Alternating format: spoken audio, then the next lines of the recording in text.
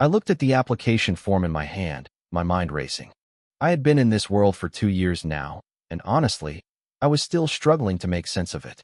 This was the Zing star in the Red Star sector, a full-blown interstellar era. We had starships, mechs, and horrifying alien beasts. But looking around the classroom of Class 7 at Luoying High, you wouldn't know it. We still used paper textbooks. I hadn't even seen a flying car yet.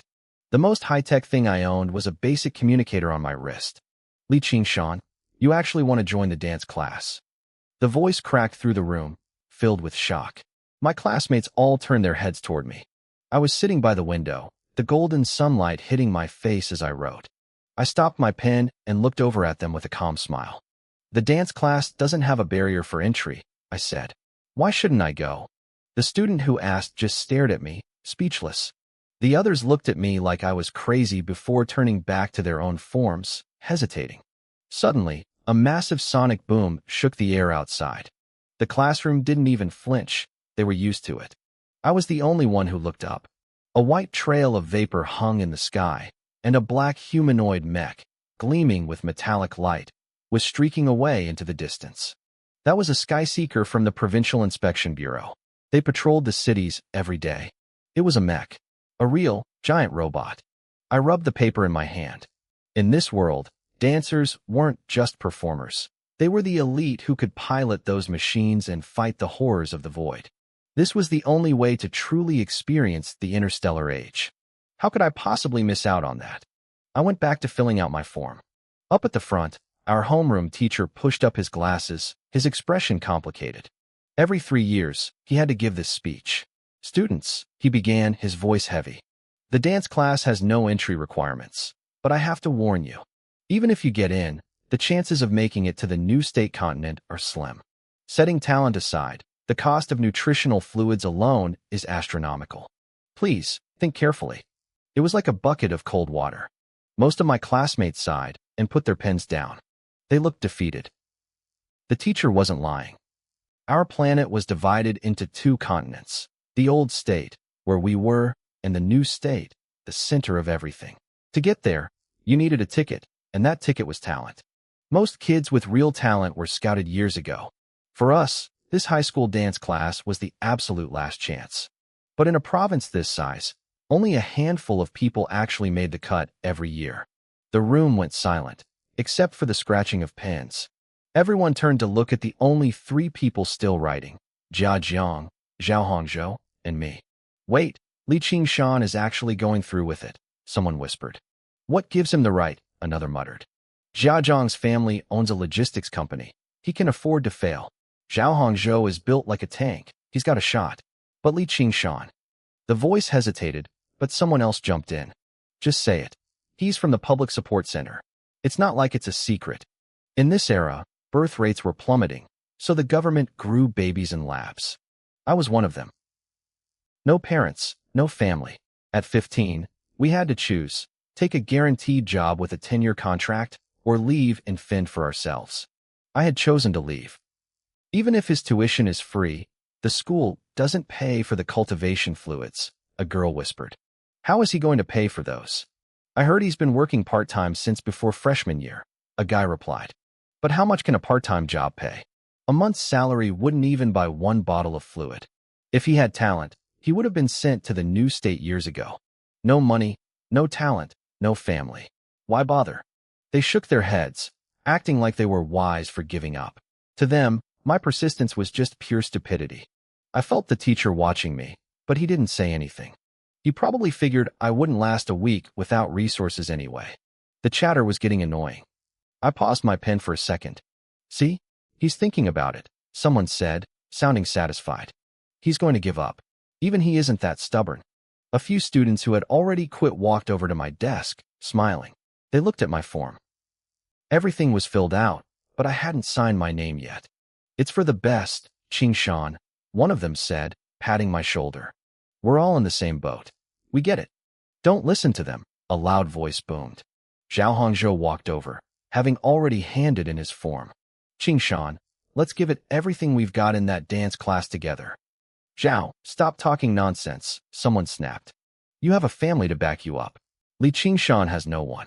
Are you going to pay for his fluids? The crowd erupted. It was like Zhao Hongzhou's single sentence had lit a fuse, turning everyone's frustration toward me. You guys, Zhao Hongzhou muttered. He was tall and built, but he still had the heart of a kid. Faced with everyone's sudden accusations, he didn't know how to react. I never realized you all cared about me so much, I said, letting out a dry laugh. I looked around the room. Dozens of eyes were fixed on me, or more accurately, on the application form in my hand. They were waiting. They wanted to see me crush that paper into a ball and join them in their comfortable surrender. It was almost funny. I had spent so much time working part-time jobs that I was basically a ghost in this class. I barely knew anyone. Only Zhao Hongzhou was a real friend because we'd worked a few shifts together. Now, because of a single piece of paper, I was the center of attention. You don't know anything, I whispered with a smirk. I gripped my pen and signed my name. Immediately, a translucent screen flickered into existence before my eyes, invisible to everyone else. Name, Li Qingshan. Body refinement, 9/100. Beyond the floating screen, I saw their faces. Shock, frowning brows, pity. It was a regular gallery of human emotion. The stars were calling. Night fell over Linjiang Road. I stood at the entrance of the Starry River Bar. The music was deafening, a physical force that vibrated in my chest. Brilliant lights cut through the darkness, splashing across the room. High above the floor, holographic dancers projected in midair, their bodies twisting in skimpy outfits. Beneath their flickering virtual feet, a sea of people swayed and thrashed, letting out their pent-up energy. The air was a thick, fermented cocktail of sweat, cheap alcohol, cigarette smoke, and hormones. 1 month here, and I still can't stand this smell, I muttered. I adjusted my security uniform and pushed through the edge of the crowd toward the exit. Once outside, I took a deep breath of the cool night air and rubbed my temples. Maybe I should find a new job. There were plenty of part-time gigs out there. But tomorrow was my first day in the dance class, and I needed to see what the schedule looked like first. I had saved up 60,000 star credits. It felt like a lot, but I knew better. My rent was only 1,000 a month, but even the lowest grade cultivation fluid cost 3,000 a bottle. My savings were just a drop in the bucket. Good thing I have a cheat code, I grinned, glancing at the floating screen again. Name, Li Qingshan. Body refinement, 9/100. Technique, 36 set of radio calisthenics. Starry sky calling, 7 out of 1,000, proficient. Function, dance space, locked.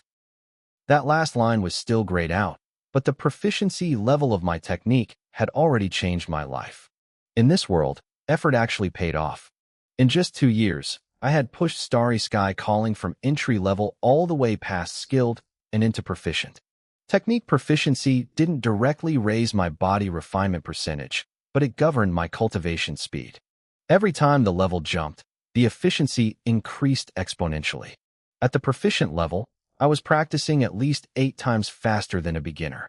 Body refinement was a massive stage divided into 10 layers. It was the only path to becoming a true dancer. At 9%, I was closing in on the first layer. 2 years of grinding had brought me here. Now, I was confident I could hit the second layer within 6 months. I wondered what the dance space would do once I unlocked it. As I was lost in thought, a slender, delicate hand reached out and rested on my shoulder. Hey, handsome, why so lonely?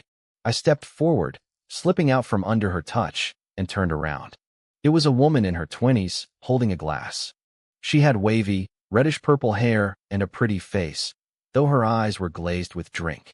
Her low-cut dress didn't leave much to the imagination. If you want a drink, the bar is that way, I said, my voice cold and professional. I'm on duty. Security guards can be handsome too, she giggled, stepping closer. A young guy like you working here. You're just looking for money, right? I paused. She wasn't wrong. 1 bottle of fluid was 3,000 credits. My 60,000 wouldn't last. Her eyes lit up when she saw me hesitate. Give me a price, handsome. I'm very generous. Generous? My heart skipped a beat. Then I shook my head violently. No, I couldn't fall that far. But as I looked her up and down, my gaze lingering for a split second, I wavered. Maybe just once. I looked at her, my expression torn, and held up one finger. 10,000. Deal. She smiled, raising her wrist-mounted communicator to transfer the credits. Wait, I said, taking a deep breath. Not 10,000. 1 million. 1 million credits, and I'll have one drink with you. 10,000 was only 3 bottles of fluid. What was the point? Besides, this was my first time selling my company. I looked at her with the face of a man ready to sacrifice his life for a noble cause. The woman rolled her eyes and turned on her heel. 1 million for a drink? You're insane. I thought you said you were generous. I muttered, feeling a twinge of regret. I'd been working here a month and had turned down plenty of offers, but this was the first time I'd actually been willing to try for the sake of my martial arts path. I sighed and went back to my post.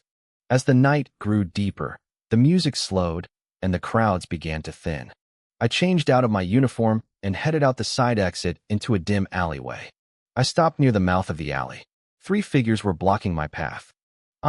I can still drink. It was the woman from before. She was being held up by 2 guys with bleached yellow hair. They were stumbling, their feet dragging on the pavement. The 3 of them looked like a single, wobbly clothes rack swaying in the wind. Look at these 2, I laughed quietly. They can barely stand, and they're still out here trying to scavenge? The 2 guys froze and turned around, glaring at me. Mind your own business, kid. One of them flexed his arm, showing off a tattoo of a dragon with flapping wings. That lizard is hideous, I said, walking straight toward them. You should get a better artist. They tensed up, looking like they wanted to pick a fight, but were too scared to move. Move. You're blocking the road.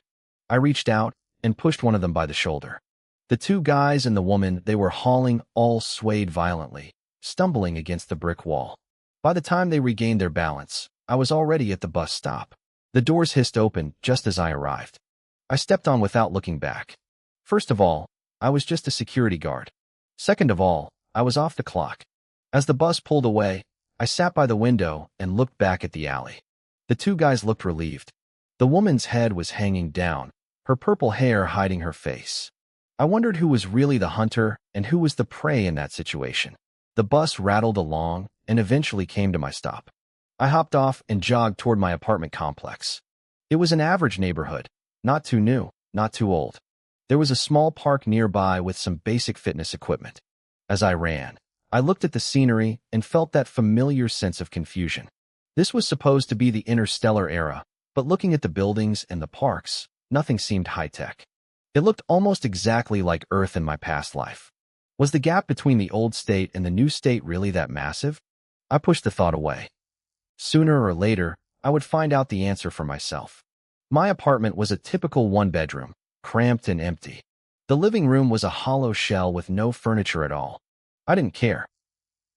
I walked straight to the kitchen and opened the fridge. I pulled out 2 1-kilogram slabs of beef. They had been sitting there for a week, but the meat was still bright red and firm to the touch. I guess the preservation technology in this era actually worked. I tossed them into a pot of boiling water with a pinch of salt. Half an hour later, they were done. I cooled 1 slab under the tap and started gnawing on it. It tasted terrible. I didn't mind.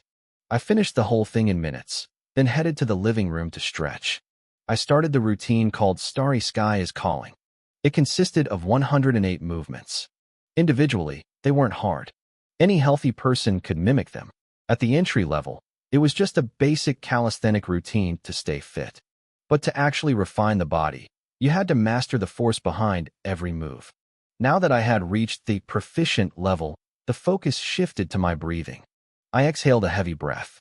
My toes gripped the floor. I twisted my waist and hips, throwing my right arm upward. My muscles bunched up in layers, the tension spreading to my wrist. Thick veins popped up across the back of my hand, reaching all the way to my fingertips. At the beginner level, this was a simple swing. Now, it felt like moving through lead. By the time I finished all 108 moves, my clothes were soaked. Sweat poured down my face, and steam actually rose from the top of my head. I didn't stop to rest. I ran back to the kitchen and devoured the 2nd slab of beef. Finally, I let out a long breath and checked my status panel. 1 session wasn't enough to boost my body refinement progress, and even my proficiency didn't go up from just 1 try. I practiced twice a day. It took 2 days of work to gain a single point. That meant 4 full sessions for 1 point of progress. I did the math and felt a chill. With 992 points left, it would take me nearly 1,800 days. That was 4 or 5 years. The road ahead felt impossibly long. Wait, I was forgetting something. I looked at the panel again and my spirits lifted.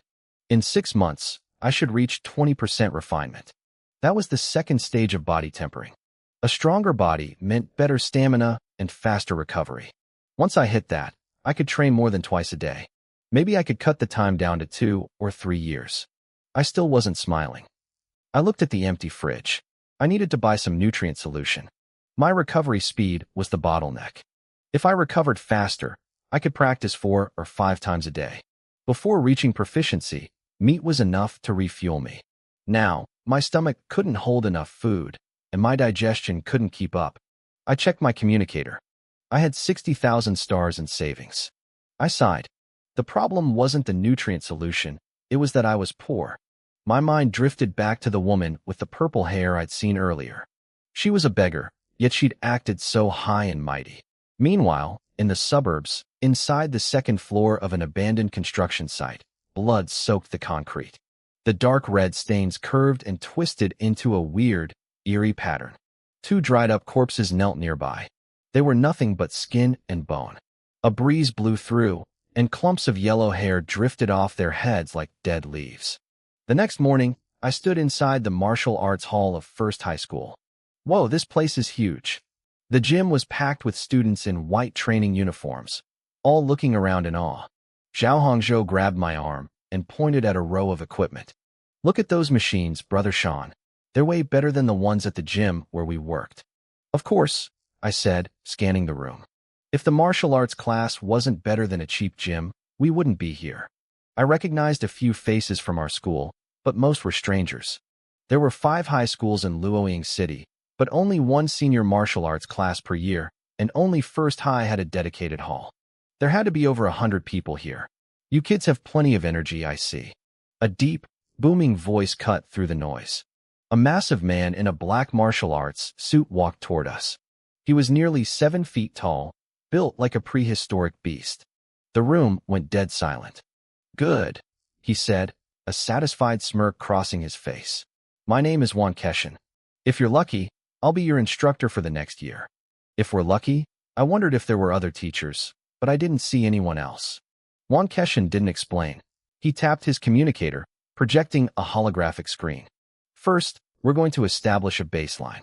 2 glowing walls of light appeared in the center of the hall, exactly 20 meters apart.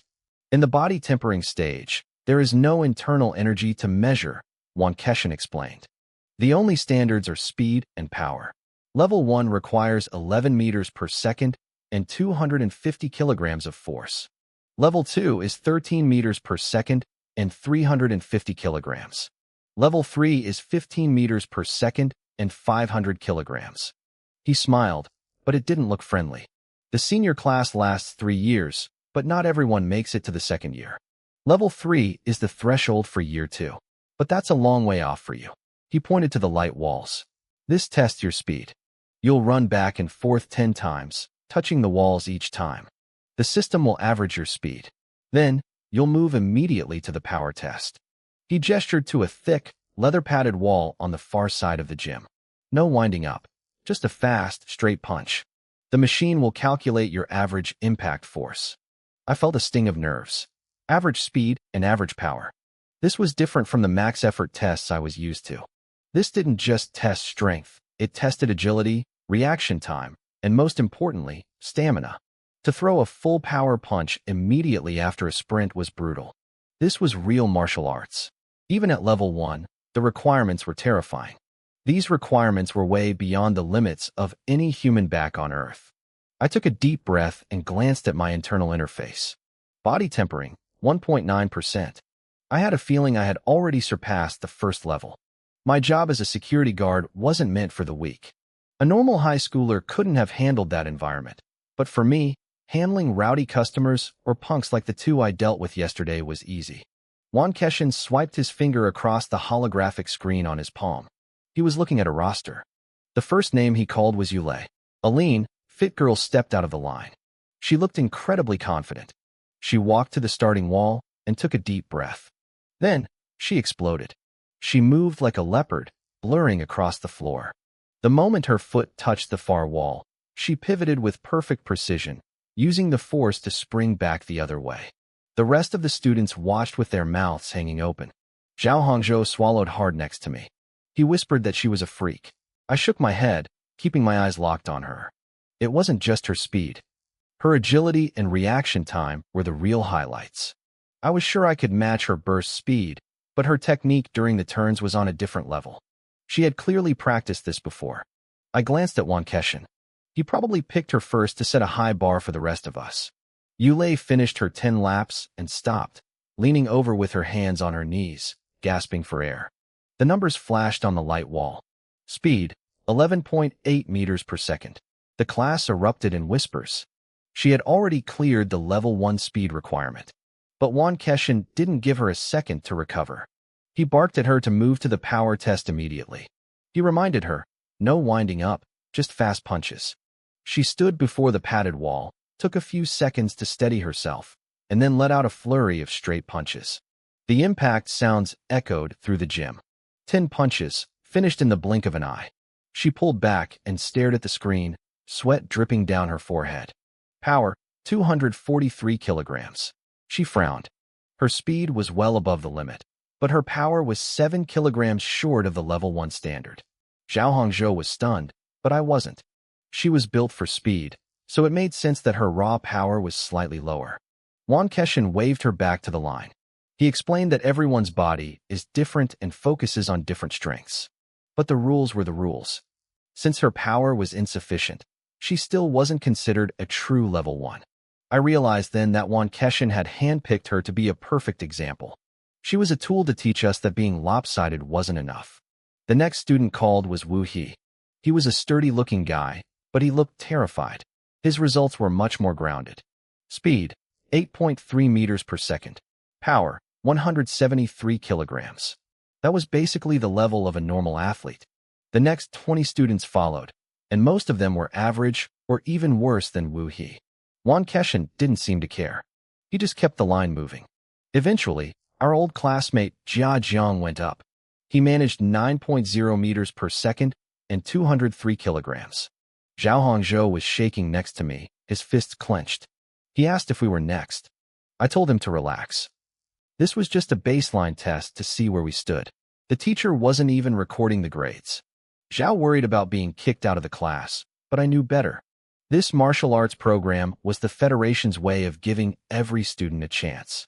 They wouldn't start cutting people on the very first day. As I said that, I noticed Wan Keshin looking straight at me with a strange, knowing smile. My heart skipped a beat. The guy had incredible hearing. I shut my mouth immediately and looked away. He was stronger than I had imagined. Next up was Zhao Hongzhou. He walked out looking like he was heading to his execution. He finished with 8.9 meters per second and 210 kilograms. It was exactly what I expected, right around Jia Jiang's level. When he got back to the line, he looked relieved. He tried to comfort me, saying it would be over quickly, like a sharp blade to the neck.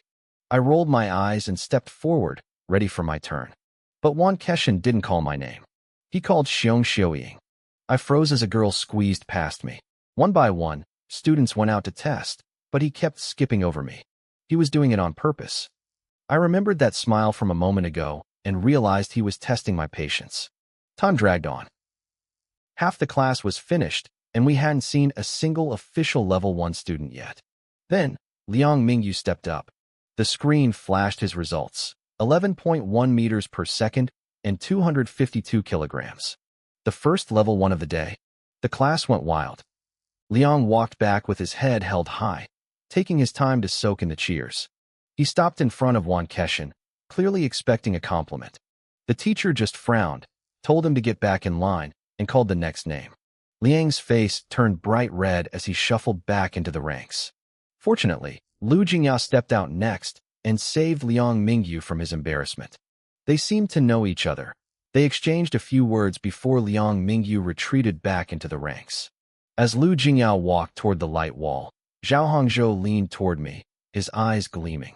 He called me Brother Shan and said that since Liang Mingyu had reached level 1 body tempering, He was sure I was just as strong. He spent a lot of time with me, so he thought he knew my limits. I rubbed my temples, not quite as certain as he was. I had watched Liang Mingyu's test very carefully. Based on my own mental estimates, I could definitely match his performance. But then I glanced at my status panel. It showed body tempering at 9%. If level 1 started at 10%, then I was technically still just below it. But wait. If 9% already granted the strength of level 1, then level 10 would only be 90%. What happened to the rest of the progress bar? Was there a level 11? A state of perfect completion?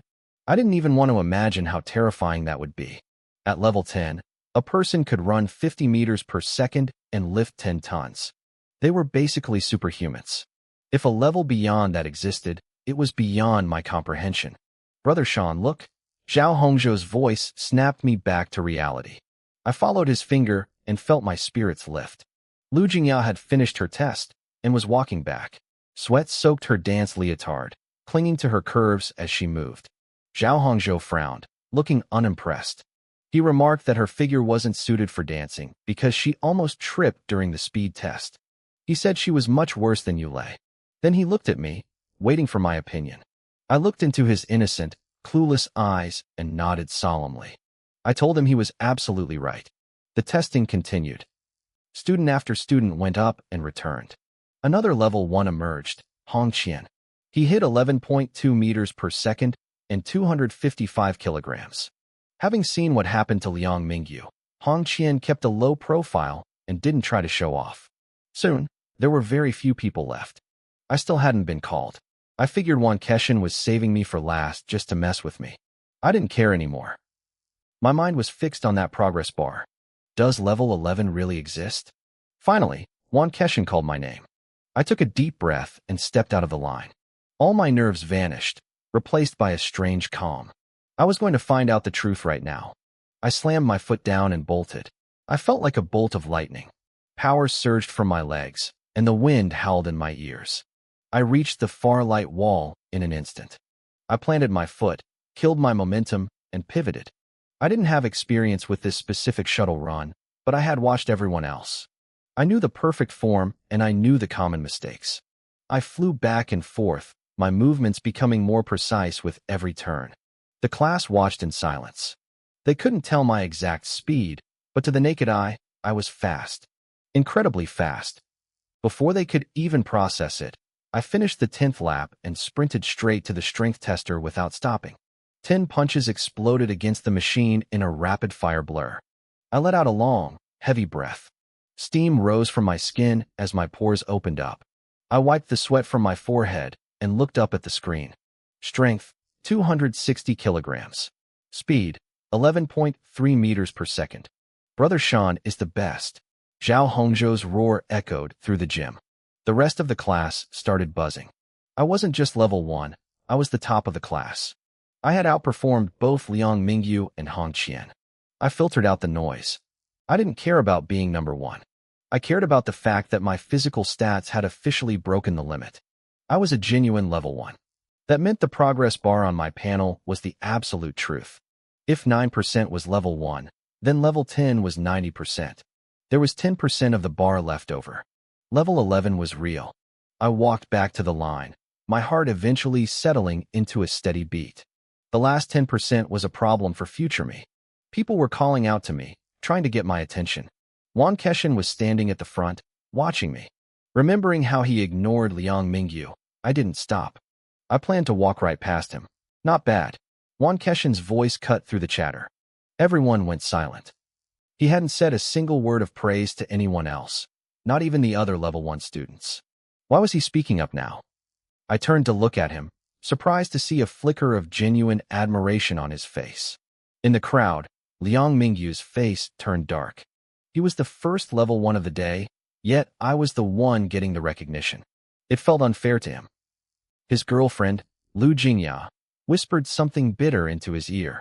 Suddenly, a cold, sharp gaze from Wan Keshin swept over them. They both turned pale and stopped breathing. Wan Keshin looked around the room, his voice booming. He told the class that in this entire test, I was the only one who showed even a sliver of a chance of making it to Shinjo. The room erupted. The martial arts class was their last ticket to Shinjo, but no one realized the standards were that high. If the top student only had a sliver of a chance, what did that mean for the rest of them? Liang Mingyu and Hong Qian clenched their fists, unable to accept it. Yulei just stared at me with an unreadable expression. I didn't know how Wan Keshin reached that conclusion, but it didn't matter. With my status panel, my goal wasn't just Shinjo. I was aiming for the stars. I knew they found it hard to believe. Wan Keshin tapped his communication device twice, then crossed his arms with a meaningful look. He told us he'd explain why after the first lesson, but only if we could seize the opportunity. The word hung in the air. We all froze. Then it clicked. When Wan Keshin first introduced himself, he said he'd be our teacher for the next year if the opportunity arose. He wasn't talking about his own schedule. He was talking about us. This was a test to see who would even be allowed to stay in his class. A massive square box was rolled into the center of the hall. It was huge, at least 2 meters on each side, and draped in a thick black cloth. A tall senior student pushed it in before Wan Keshin waved him away. Wan Keshin started pacing. He talked about the dream of getting into Shinjo University and seeing the true interstellar era. It sounded like a beautiful vision. Then his voice turned cold. He told us the starry sky wasn't a paradise. It was a battlefield filled with alien races, monsters, and terrifying, unpredictable evil gods. He stopped and stared us down. He asked if we actually had the courage to swing a blade at them. The room went silent. Every eye was fixed on that covered box. We already knew what was under the cloth. With a sudden jerk, Wan Keshin ripped the fabric away. It wasn't a box, it was a heavy alloy cage. A thick machete with a lethal edge rested on top of it. Inside the cage sat a wolf-like beast. It was massive, its body filling almost every inch of the space. It had no fur, just dark red skin where veins twisted like snakes. For jagged fangs protruded from its mouth, glinting under the lights. Its limbs were bolted to the steel floor, and a heavy collar chained its neck to the top bars. It sat perfectly still, like a gruesome statue. Most of the students scrambled backward in fear. I did the opposite. I took a step forward. My eyes weren't on the beast, but on the very last line of my status panel. For 2 years, the martial arts space function had been gray and locked. But the moment that cloth fell, the text flickered. I stared at the beast, my heart racing. Was this the key to finally unlocking it? Wan Keshin called it a Lang Du, a beast from the Star Realms. He reached through the bars and slapped its hairless head. The creature didn't move. A few students relaxed, their eyes brightening. If the monster was paralyzed by the restraints, then hitting it wouldn't be hard at all. Wan Keshin's smile vanished. He told us that evil god cultists were hiding among us, even here in our city. Just last night, a sacrifice had been made in the outskirts. He asked us to look into our own hearts and wonder if we'd have the guts to fight if we met one of those fanatics. He didn't wait for an answer. He slapped the cage, and the machete bounced into his hand. He held it out toward us. He told us he didn't teach trash. The deal was simple. Step up, hit the beast once, and you stay in the class. If you didn't have the nerve, you could leave. Liang Mingyu was the first to step out, puffing out his chest. Hong Qian followed him without a word. Yulei, who was already at the front, joined them. They stood before Wan Keshin, eager to prove themselves. Other students started crowding forward too, realizing this was a rare chance to look brave while the target was tied down. I stayed where I was. I kept my hands behind my back, watching the Lang Du. I didn't think for a second that Wan Keshin's first lesson would be as easy as hitting a training post. Zhao Hongzhou nudged my shoulder. He whispered that the teacher was looking at me. I didn't move. I saw Wan Keshin glance my way, a flicker of disappointment crossing his face before he looked away. I felt a bit of pity for the students rushing forward. They didn't realize Wan Keshin had a twisted sense of humor. Lu Jingyao walked past me, her arms crossed. She looked down her nose at me and sneered, asking if the top student in class was actually a coward. I didn't bother arguing. I just shifted my weight and stuck my foot out. She didn't see it coming. She tripped hard, face planting onto the floor. She scrambled up, clutching her backside and glaring at me with watery eyes. She screamed, asking how I dared to kick her. I just kept my eyes on the cage. Lu Jingya stared at me, her face a mask of pure disbelief. I didn't back down. I told her it was just a friendly exchange of skills. I pointed out that since we were in the same martial arts class, we could practice like this more often if she was interested. Zhao Hongzhou chimed in with a deadpan expression. He told her I hadn't even used any real strength. Otherwise, she would have gone flying. He looked her up and down and seriously suggested she was failing because she carried too much dead weight. He told her to learn from Yulei. Lu Jingya's face turned bright red with rage. She clutched her backside and scrambled over to Liang Mingyu, whispering frantically in his ear. Liang Mingyu's expression darkened instantly. He shot me a cold look from across the room and then turned to Wan Keshin. He shouted that he would go first to set an example for the class. I knew what he was thinking. I had crushed his test scores, and that was a fact he couldn't change. But if he could show more courage now, he could win back some dignity. He wanted to prove that even if I had strength, I was a coward at heart. Wan Keshin's smile became even warmer, which was never a good sign. He gripped the machete and told us there was no rush. He said a demonstration should be done by the teacher. His movement was a blur. It was so fast that none of us could even see the shadow of the blade. A sharp metallic ring echoed through the room. The machete stopped right against the bars of the alloy cage. We all stared, completely confused. Was he really demonstrating how to hit a cage? Then I heard it. A faint cracking sound. Fine lines appeared where the blade met the metal. They spread like a spiderweb. In the blink of an eye, the entire cage, the top bars, and even the thick steel collar around the Lang Du's neck were covered in cracks. With a muffled bang, the cage disintegrated into tiny iron fragments. A layer of silver powder settled over the beast's skin. Suddenly, two glowing red spots ignited on its head. The Lang Du opened its eyes. It let out a bone-chilling roar. A foul, bloody wind swept across the room. The beast was alive. The students screamed in terror, tripping over each other as they scrambled away. Behind the crowd, my eyes lit up. The moment that beast woke up, my martial arts space panel started flashing violently. In the center of the room, even top students like Yulei and Hong Qian turned pale and retreated several steps. A living Lang Du was far more terrifying than a sleeping one. Liang Mingyu and Lu Jingya had it the worst. They were standing right next to the cage. Lu Jingya's eyes rolled back, and she fainted on the spot. Liang Mingyu collapsed onto his backside, his eyes vacant and glazed with shock. The machete landed on the floor right in front of him with a heavy thud. Wan Keshin's voice sounded almost friendly as he told Liang Mingyu the demonstration was over and it was his turn. Liang Mingyu trembled. His lips shook as he stared at the blade. He tried to reach for it, but his hand wouldn't stop shaking. He couldn't do it. I stepped forward. My legs entered his line of sight as I stopped right next to the machete. I bent down and picked it up. I stared at the Lang Du, my heart racing with anticipation.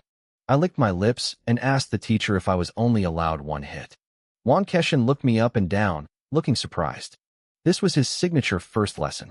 He brought a live beast every time he took on new students. It wasn't just to intimidate us. He wanted us to see what a real monster looked like. He wanted us to understand that martial arts wasn't for fitness. It was a weapon. It was the path of killing.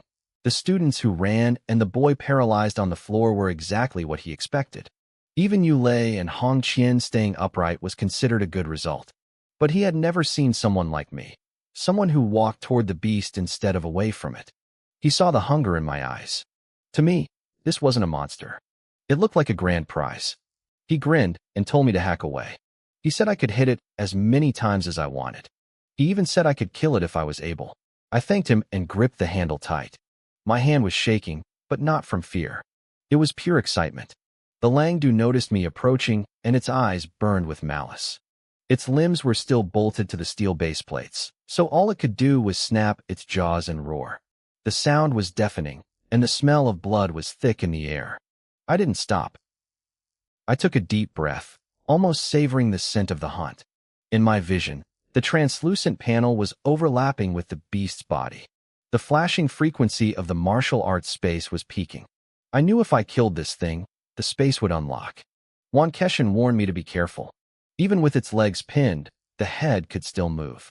But he didn't need to worry. When I got within a meter, I stepped to the side, bypassing the jaws entirely. I moved to its flank and raised the blade high. I swung with everything I had. The impact made my wrist go numb. I looked at the result. There was a shallow cut, less than a centimeter deep, on its belly. It was incredibly tough. I frowned. Attacking the neck was too risky because I might get bitten. I had aimed for the soft underbelly to avoid the ribs, but I was wrong. These Star Realm beasts didn't follow normal biology. Even though it looked like a wolf, its structure was different. Thick muscle and dense ribs protected its entire torso. The cut I made was already closing as the muscles contracted. The Langdu twisted its head and roared at me, its red eyes filled with murderous intent. Liang Mingyu, who had somehow found his feet, let out a shaky, mocking laugh. He seemed to think my failure meant he was safe. Wan Keshin glanced at him coldly and asked if he wanted to step up and show us how it was done. Liang Mingyu shut his mouth instantly. The other students had recovered and were now forming a wide circle, watching me. Wan Keshin watched me closely. I hadn't raised the knife again. I was just circling the beast, studying its body. He probably thought I was giving up. He knew that for someone at level 1, killing a Langdu was nearly impossible. Even if I exhausted myself, I'd only give it minor wounds. He started to doubt if I was a true warrior or just a fluke. Then I moved. I walked past the belly and moved toward the very back of the beast. I stood directly behind it. I flipped the machete, turning the blade upward, and started measuring the distance between its back legs. Wan Keshin slapped his hand against his forehead. He realized exactly what I was planning. The students watching also realized it, and the fear in the room turned into a strange, dark excitement. They whispered that I had found a different path. Zhao Hongzhou grinned proudly. He told everyone that every creature has a weakness, especially the male ones. The Langdu felt all those eyes focusing on its rear. It let out another roar, louder and more regal than before, trying to assert its dominance as a king of the forest. Its blood-red eyes swept over us like we were nothing but weak insects. It had no idea what was coming. The Langdu stood there, radiating pure arrogance. It didn't think we had the right to wound it. It probably thought the little human behind it wouldn't dare strike a second time. It watched the other students, expecting them to run in terror, but they didn't move. Every eye was fixed on the beast with an expression it couldn't understand. I didn't give it time to figure it out. I lunged.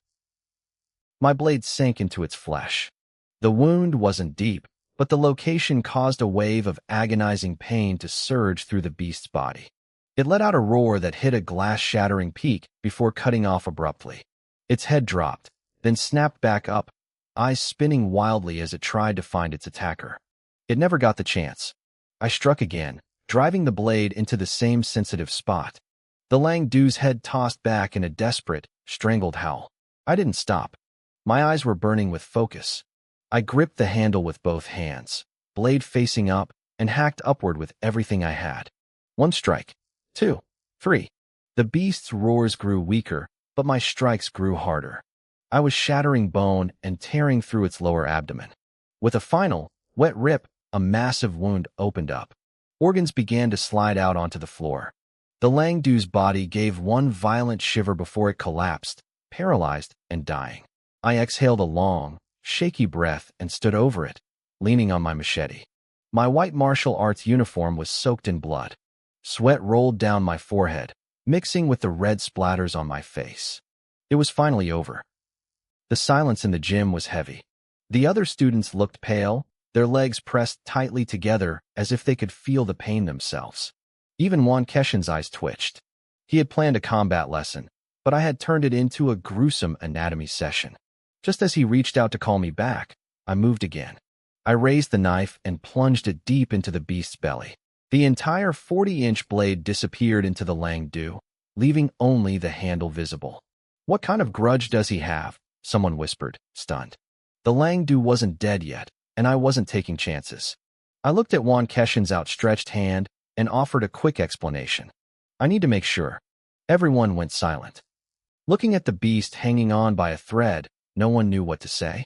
If Wan Keshin didn't know my background, he would have sworn this wolf had killed my father. I gripped the hilt with both hands and twisted. I stirred the blade, shredding every internal organ I could reach. Finally, the last spark of life vanished from the Langdu's mangled body. I pulled the blade out, a smile finally spreading across my bloody face. I wiped my brow and glanced at my flickering status panel.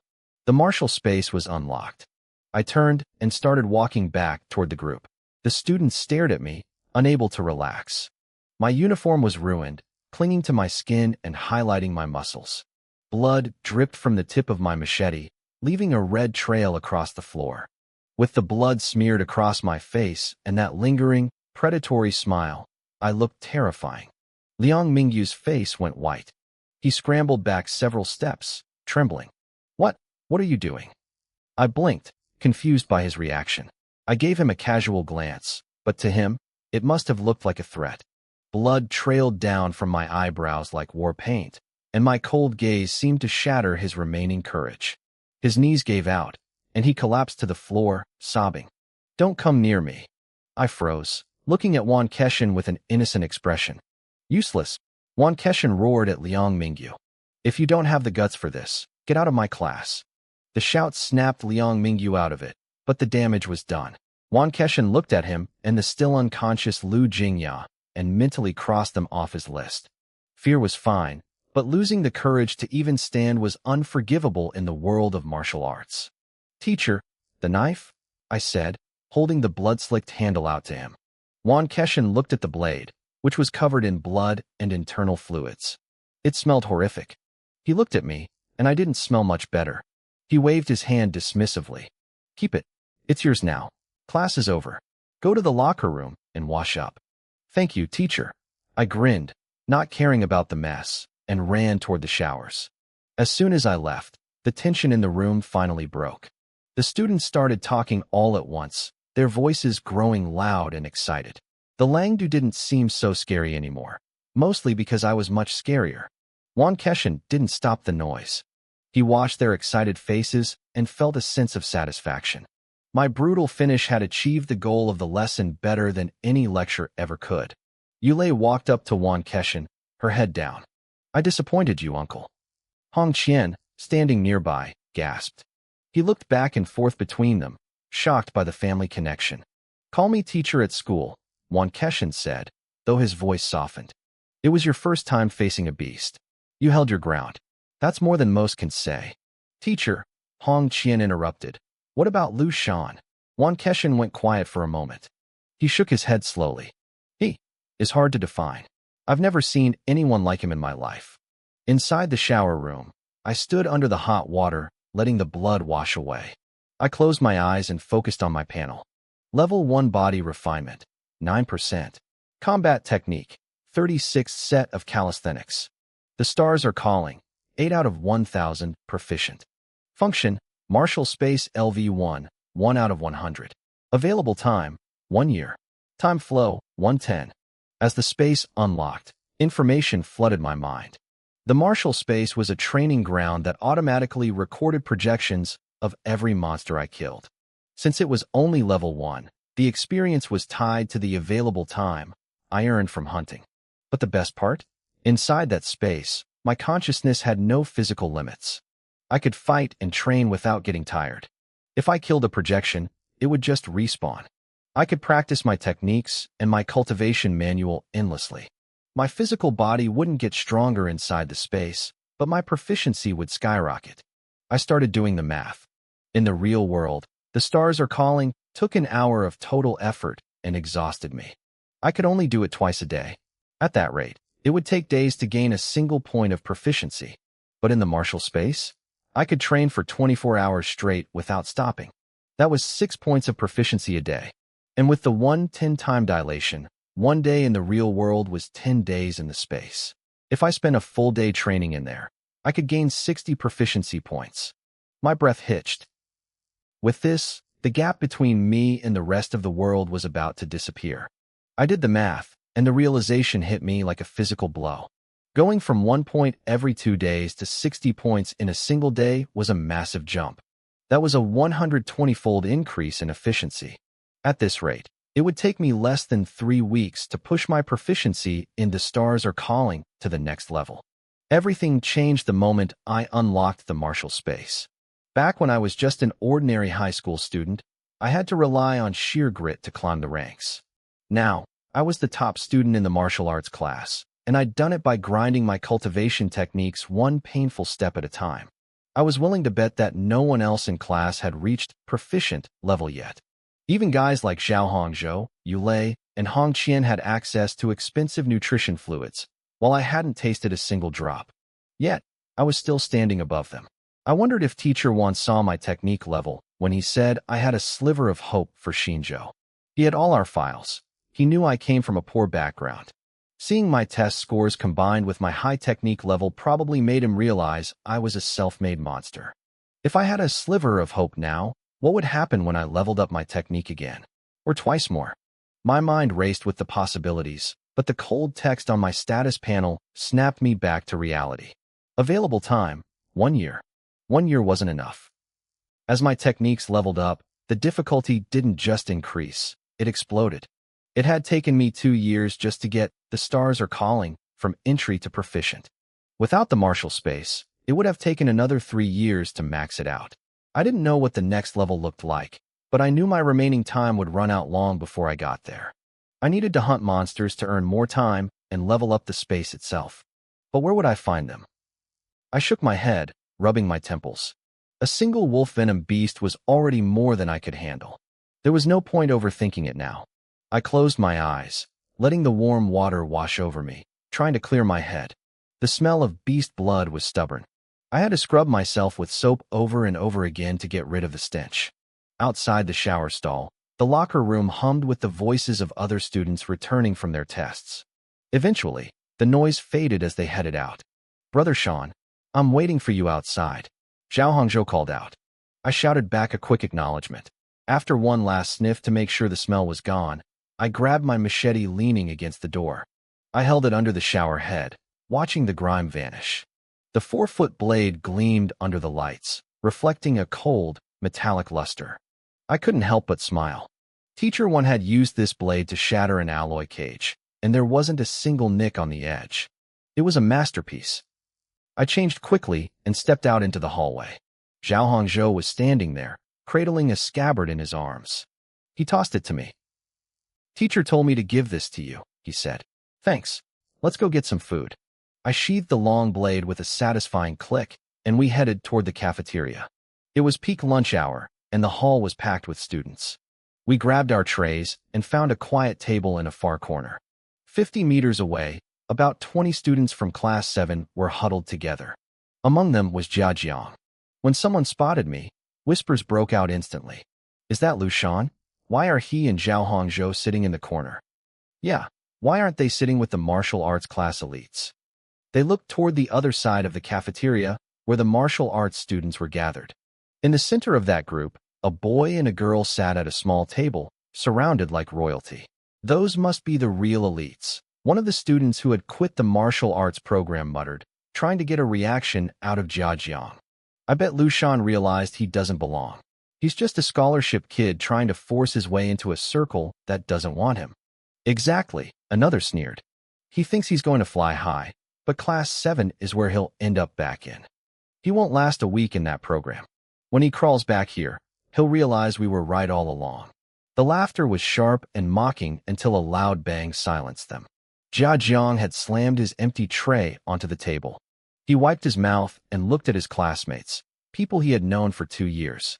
They looked like strangers to me now. He couldn't understand why they felt so much malice towards someone who was just trying to succeed. "The two in the middle," Jia Jiang said coldly, "are Yu Lei and Hong Qian. They are both level 1 body refinement." The group gasped. "Level 1 already?" But Jia Jiang wasn't finished. "And Lu Shan? He's also level 1. In fact, his scores were higher than theirs. He's the #1 student in the entire martial arts class." The table went dead silent. Then, the denial started. "No way. He's a scholarship kid. How could he possibly be first?" Jia Jiang quit joking around. Jia Jiang just shook his head, picked up his tray, and walked away. He didn't want to be part of their circle anymore. "He's definitely lying," one of them muttered, looking toward the corner. If Lu Shan were really #1, would he be sitting all alone? But as they watched, they noticed something strange. Every single student in the martial arts section had stopped eating. They were all staring at the corner where I sat, quietly sipping my soup. The moment I looked up, those students flinched. They looked down and started eating twice as fast, their shoulders hunched. Are they afraid of him? A Class 7 student whispered, eyes wide with confusion. Then, the two royals in the center, Yulei and Hong Qian, stood up. They picked up their trays and walked straight toward our corner. The atmosphere at the Class 7 table turned heavy. One by one, the mockers stood up and slunk out of the cafeteria, their faces pale. Back at our table, Yulei and Hong Qian stopped beside us. Mind if we join you? Yulei asked. I gestured to the empty seats and told them to be my guest. We sat down, but before we could even start eating, a synchronized buzzing sound echoed through the room. We all froze. Every wrist in the cafeteria was vibrating, and the red warning lights on our communication devices were flashing in unison. The entire room went dead silent. Everyone looked down at their screens at once. It was an emergency bulletin from the inspection bureau. My friends and I exchanged a quick look. We weren't entirely surprised, given what we'd seen the night before, and we quickly tapped the notification. The message was brief but chilling. Last night, followers of an evil god had appeared in Luoying City. They had performed a ritual sacrifice on the outskirts of town. 2 citizens were dead. The Bureau had already identified the victims through DNA testing and were releasing their photos to the public. The killers were still at large. 2 photos popped up on my screen. I felt a cold jolt of recognition. They were the 2 blonde punks I had encountered the night before. My eyes scanned the text again, searching for a specific detail. The report said there were only 2 victims. Just 2. My mind raced. There had been 3 of them on that bus. The 2 blonde guys and that woman with the wavy, purple-red hair. If only the 2 men were dead, what happened to her? A cold shiver ran down my spine as I remembered her face. I took a deep breath, feeling a wave of relief that I had stuck to my principles and walked away when I did. The silence in the cafeteria broke into a roar of hushed whispers and panicked chatter. To everyone else, this was a bolt from the blue. I sat there, relatively calm since Teacher 1 had already given me a heads up, while Yulei, Hong Qian, and Zhao Hongzhou began dissecting the details. I didn't join the conversation. Instead, I kept my head down, my fingers flying across my virtual keyboard. Brother Sean, what are you doing? Zhao Hongzhou asked, leaning over. Nothing much, I said with a faint smile. Just writing a resignation letter. I tilted my wrist so they could see the screen. I explained that since I'd just joined the martial arts class, I didn't want any distractions. I needed to quit my part-time job. That was the cover story, anyway. In reality, I knew that whether that purple-haired woman was the killer or the next victim, the Xinghe bar was no longer safe. I needed to cut ties immediately. I hit send on the resignation, but I wasn't finished. Beneath that draft was another letter, a formal report to the inspection bureau. I had typed out every single detail of my encounter the night before with incredible speed. I knew the bureau rewarded useful leads, and I needed the money. Plus, I had to be fast. Someone else from that bus might already be talking. Once I hit send on the tip, I leaned back. The table had gone quiet. There wasn't enough info in the bulletin to keep a discussion going. Yulei looked at me, his eyes gleaming with curiosity. Lu Shan, do you use nutrient solution often? Actually, I've never used it, I admitted. But I'm planning to buy some after school. Zhao Hongzhou wiped his mouth. It's about time. If you'd been using the good stuff earlier, your test scores today would have been even more insane. You're already number 1 without it, Hong Qian added, shaking his head in disbelief. That's just predatory. Yulei didn't look surprised. If anything, he looked like he'd confirmed a theory. I knew it. I looked at him. I remembered how he'd reacted when Teacher 1 praised me. He clearly knew more about the starry sky as calling technique than the rest of us. You guys know there are different levels to the technique, right? Yulei held up 4 fingers. There are actually 4 stages: movement, power, breathing, and muscle. He explained that while most of the class was still struggling with the basic movements, the top students had reached the 2nd stage, mastering the power delivery for all 108 forms. He and Hong Qian only had better scores because they could afford more nutrient solution. But you, Lu Shan, you're already at the 3rd stage, aren't you? You've mastered the breathing coordination. Your eyes are sharp, I nodded. He was right. The stages he described matched the entry, proficient, and expert levels on my status panel. So what's the 4th stage? What does muscle mean? Yulei shrugged. It's about mastering muscle rhythm. It's pretty abstract. I heard from my uncle, Teacher Juan, that the first 3 stages go from the outside in. Muscle rhythm goes from the inside out. He trailed off, seeing our confused faces. That's all I know. Like I said, it's deep stuff. I realized then that Teacher Juan was Yulei's uncle. No wonder he was so well informed. Don't worry about it too much, Yulei said, trying to encourage me. The fact that you reached the 3rd stage so fast proves you're a natural. You'll hit the 4th stage sooner or later. I just smiled and didn't say anything. I didn't have the heart to tell him I didn't understand the technique at all. My panel just upgraded me automatically. But he wasn't wrong. Once my proficiency hit the limit, the muscle rhythm would come naturally. After lunch, we parted ways at the school gates. I headed straight for the nearest mall. Here is your basic nutrient solution, sir. Please enjoy, the salesgirl said, handing me a small, high-tech cooler box with a professional smile. I tried to smile back, but my face felt stiff. I took the box with my right hand, my left hand gripping the hilt of my blade. I swiped my communicator over the scanner. 30,000 credits. Half my savings, gone in a blink. I didn't linger. I hurried home, leaned my machete against the wall, and stared at the cooler. I didn't jump into the virtual training space immediately. Real-world cultivation was the foundation. The technique was just the tool. With the nutrient solution, I could push my body much harder. I opened the box. A hiss of cold vapor escaped, revealing 10 thumb-sized vials filled with a glowing blue liquid. 3,000 credits a pop, I whispered. I felt a physical ache in my chest just looking at them. I downed one. It was cool, sweet, and slightly tart.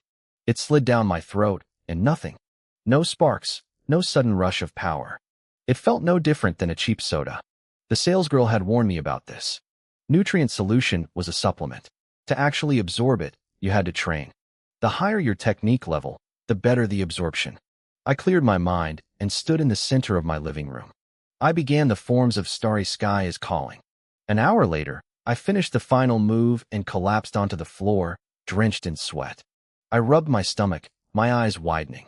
Usually, after a session like this, I was starving. But now, I felt full. My body felt energized, like it was finally getting the fuel it had been screaming for. My stomach felt like it was filled with tiny, trickling streams of warmth. The energy radiated outward, soaking into my exhausted muscles and soothing the ache. 3,000 credits? Yeah, it was worth every cent. I let out a grin. With this recovery speed, I wouldn't have to wait long before I could start my second practice session of the day. I spent the entire afternoon buried in training. By the time I finished my final set after dinner, my limbs felt like lead. I couldn't lift a finger. The nutrient solution had finally run dry. I checked my status panel. Body breaking, 10%. Level, 11. I forced my tired body up and stumbled into the kitchen. I grabbed a slab of beef from the fridge and tossed it into a pot of boiling water. As the white steam rose, I stared blankly into the mist, but my mind was focused entirely on the panel. I had finally made progress. I'd been stuck at 9% for over 10 days, and today, I finally took a step forward. It wasn't just the nutrient solution, of course, but the results were better than I ever expected. One single vial had powered me through 4 full practice sessions. I remembered my conversation with Yulei and the others earlier today. They said one vial only lasted them 2 sessions. The salesgirl was right. It really did depend on the individual. My Starry Sky is Calling technique was at the 3rd stage, while they were only at the 2nd. That gap in technique meant I was absorbing the fuel much more efficiently. Still, I felt a pang of envy. If Yulei and Hong Qian had such low absorption, but were still keeping up with the class progress, they must be drinking this stuff like water. Must be nice to be rich. I sighed, lost in thought. If I could afford a bottle every single day, how fast would I grow? Beep, beep, beep. The stove timer cut through my daydream. I looked at the beef floating in the pot and sighed. My savings were down to 30,000 credits. Even if I spent it all, I could only buy 10 more vials. After that, I wouldn't even be able to pay rent. My mouth twitched. I fished out the beef, rinsed it under cold water, and started gnawing on it. After finishing the meat and taking a quick shower, I collapsed onto my bed. Resources were tight, so I had to make up for it with talent. I looked at the 5 slots on my panel. One was glowing blue.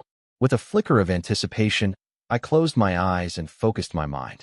When I opened them again, I was standing on a vast, empty platform. This was the martial space. There was no sky above, just a void where a dim, eerie light seeped through. I looked around. The platform was circular, about a kilometer wide, with the edges curving into the darkness 500 meters away. I took a breath and moved to start my forms. A low, guttural growl erupted from behind me. Something was closing in fast. I barely had time to turn my head before a foul wind hit my face. A pair of bloody jaws snapped shut right in front of my eyes. My head burst like a ripe watermelon. I bolted upright in my bed, drenched in cold sweat. My heart hammered against my ribs, and my vision blurred with lingering terror. I had just died. I actually felt myself die. The wolf venom. I gasped. How was it here? I hadn't summoned a projection. Then, the information I'd received when I first unlocked the space flashed through my mind. The martial space automatically recorded projections of every monster I killed. Automatic recording. That meant the first time a projection was logged, it appeared instantly. I cursed under my breath. The system probably figured if I could kill it once, I could kill it again. It didn't care that the only reason I killed that wolf venom was because it was pinned to a steel plate with its limbs bound. I had cheated my way into this unlock, and now I was paying the price. Without Teacher Wan's class, I wouldn't have stood a chance against a monster like that. Strength, I whispered to myself. A flash of ruthlessness crossed my eyes. If I killed you once, I can kill you 1,000 times. The wolf venom's presence was blocking my ability to practice my techniques in peace. For me to grow, this thing had to die. I rolled out of bed, went to the living room, and grabbed my machete. Back in the bedroom, I gripped the hilt tight, drew the blade, and sat cross-legged on the bed. I closed my eyes. The world shifted. I opened my eyes in the space and immediately spun around, my hand tight on the hilt. The machete had come with me. 100 meters away, a pair of crimson eyes stared me down. The wolf venom roared, its hind legs churning the ground as it lunged. It moved like a blur, covering the distance in the blink of an eye. I tensed. As it leaped, I stepped back and pivoted. The beast's rough hide brushed past my face. I swung the machete down with everything I had. We crossed paths. The wolf landed 10 meters away, a tiny, insignificant nick on its shoulder. My wrist was already numb from the impact. The monster turned, the hunger in its eyes growing sharper. It leaped again. The 10-meter gap vanished instantly. This time, I couldn't dodge. I shoved the blade up to block. Bang! The force was staggering. The machete flew out of my hands. The claws slammed into my chest, crushing bone and tearing through my organs like paper. My body jerked. I opened my eyes back in my room, trembling. Dead again. I took a moment to steady my breathing. That wolf was far faster and stronger than I was. That was its true power, without the chains. I gripped the machete tighter. Giving up wasn't an option. It was in my way. For the next few hours, the dark room remained silent except for the occasional twitch of my body. Every few seconds, I would shudder, wake up with a look of horror, and immediately close my eyes again. As time passed, the frequency didn't change, but the trembling stopped. My eyes, when they opened, were becoming calm. Cold. Boom. A deafening sonic boom shattered the silence outside. I scrambled off the bed and ran to the window. A Skyseeker mecha was streaking across the night sky. Those pilots cruised between cities all the time, but they rarely broke the sound barrier over a populated area at night unless it was an emergency. The mecha vanished into the darkness, leaving a trail of shimmering air behind. I traced its path. It looked like it was heading toward Linjiang Road. Was that purple-haired woman really a cultist? The Star River Bar was right on Linjiang Road. If the authorities had acted on my tip, they must be moving in now. I offered a silent prayer. If my report actually led to something, the reward money would solve all my problems. I checked my communicator. No emergency alerts. That meant the Bureau had everything under control. I rubbed the bridge of my nose, took a deep breath, and closed my eyes again. The wolf was waiting. I sat back down on the bed and closed my eyes, ready for another round. The next morning, the martial arts hall was buzzing with the usual chatter. Zhao Hongzhou had just finished changing into his training gear and stepped out of the locker room. He spotted my back in the distance, his eyes lighting up as he jogged over to greet me. He raised a hand to clap me on the shoulder, but before his palm could even land, I moved. My body twisted instinctively. My eyes snapped toward him, cold and sharp as lightning. My right hand shot up, fingers stiffened into a blade, slicing through the air with a faint whistle. The edge of my hand stopped exactly 1 inch from his throat. A small gust of wind from the movement ruffled his hair. Zhao Hongzhou froze, his left hand still hanging awkwardly in midair. A stiff, terrified smile pulled at his lips. Shanji, it's just me, he stammered. Reflex, I said, exhaling slowly as I lowered my hand. Sorry, Zhao Hongzhou. I glanced back at the locker room behind him. It was a good thing I decided to leave my machete in the locker. If I'd been holding it, I didn't want to think about it. I rubbed the bridge of my nose and gave him a warning look. Don't sneak up behind me lately, I told him. I'm afraid I won't be able to stop myself in time. I won't. I definitely won't. Zhao Hongzhou rubbed his neck, looking like he'd just escaped a death sentence. Then, curiosity got the better of him. Shanji, did you go home yesterday and just practice combat techniques all night? You never had reflexes this terrifying before. I just started the class. What techniques would I be practicing? I shook my head slightly. It's just a bit of combat conditioning. I looked past him and saw Yulei walking toward us. His eyes were wide, shining with interest. He had seen the whole thing. Unlike most of the students, Yulei came from a background that allowed him to start training early. He'd been practicing combat for a long time, but the speed of my reaction just now was something he knew he couldn't replicate. Lu Shan, Yulei said, his voice eager. Can you tell me how you train like that? I looked into his expectant eyes and thought for a moment. It's not actually that hard, I said. As long as you have a good enough imagination, you can do it. Imagination? Yulei blinked, completely lost. Zhao Hongzhou frowned, his brain working overtime to figure out what imagination had to do with nearly getting his throat chopped open. Yeah, I continued, finding my rhythm as I spoke. When you practice, don't just focus on the room around you. Use your imagination. Visualize a powerful opponent. For example, a giant wolf. I get it. Zhao Hongzhou's eyes lit up. You mean we should visualize a deadly enemy? Use the feeling of a life or death crisis to force ourselves to improve. Exactly, I said, patting his arm with a satisfied nod. You're a quick learner. A life or death crisis. Yulei muttered, looking thoughtful. In martial arts, sparring was essential. Even our teacher, Wan Keshin, would personally spar with them. But those sessions never felt like a real life or death struggle. Still, Yulei looked at me with an increasingly strange expression. He took a small step back. He'd heard of people using their imagination to create life or death scenarios before, but it wasn't in a martial arts class. It was usually in a mental hospital. I noticed his weird look, but I didn't have the energy to care. I rubbed my brow again, fatigue washing over me. This training wasn't easy to learn. I had paid for it with my life, or rather, the lives of over 100 of my projections.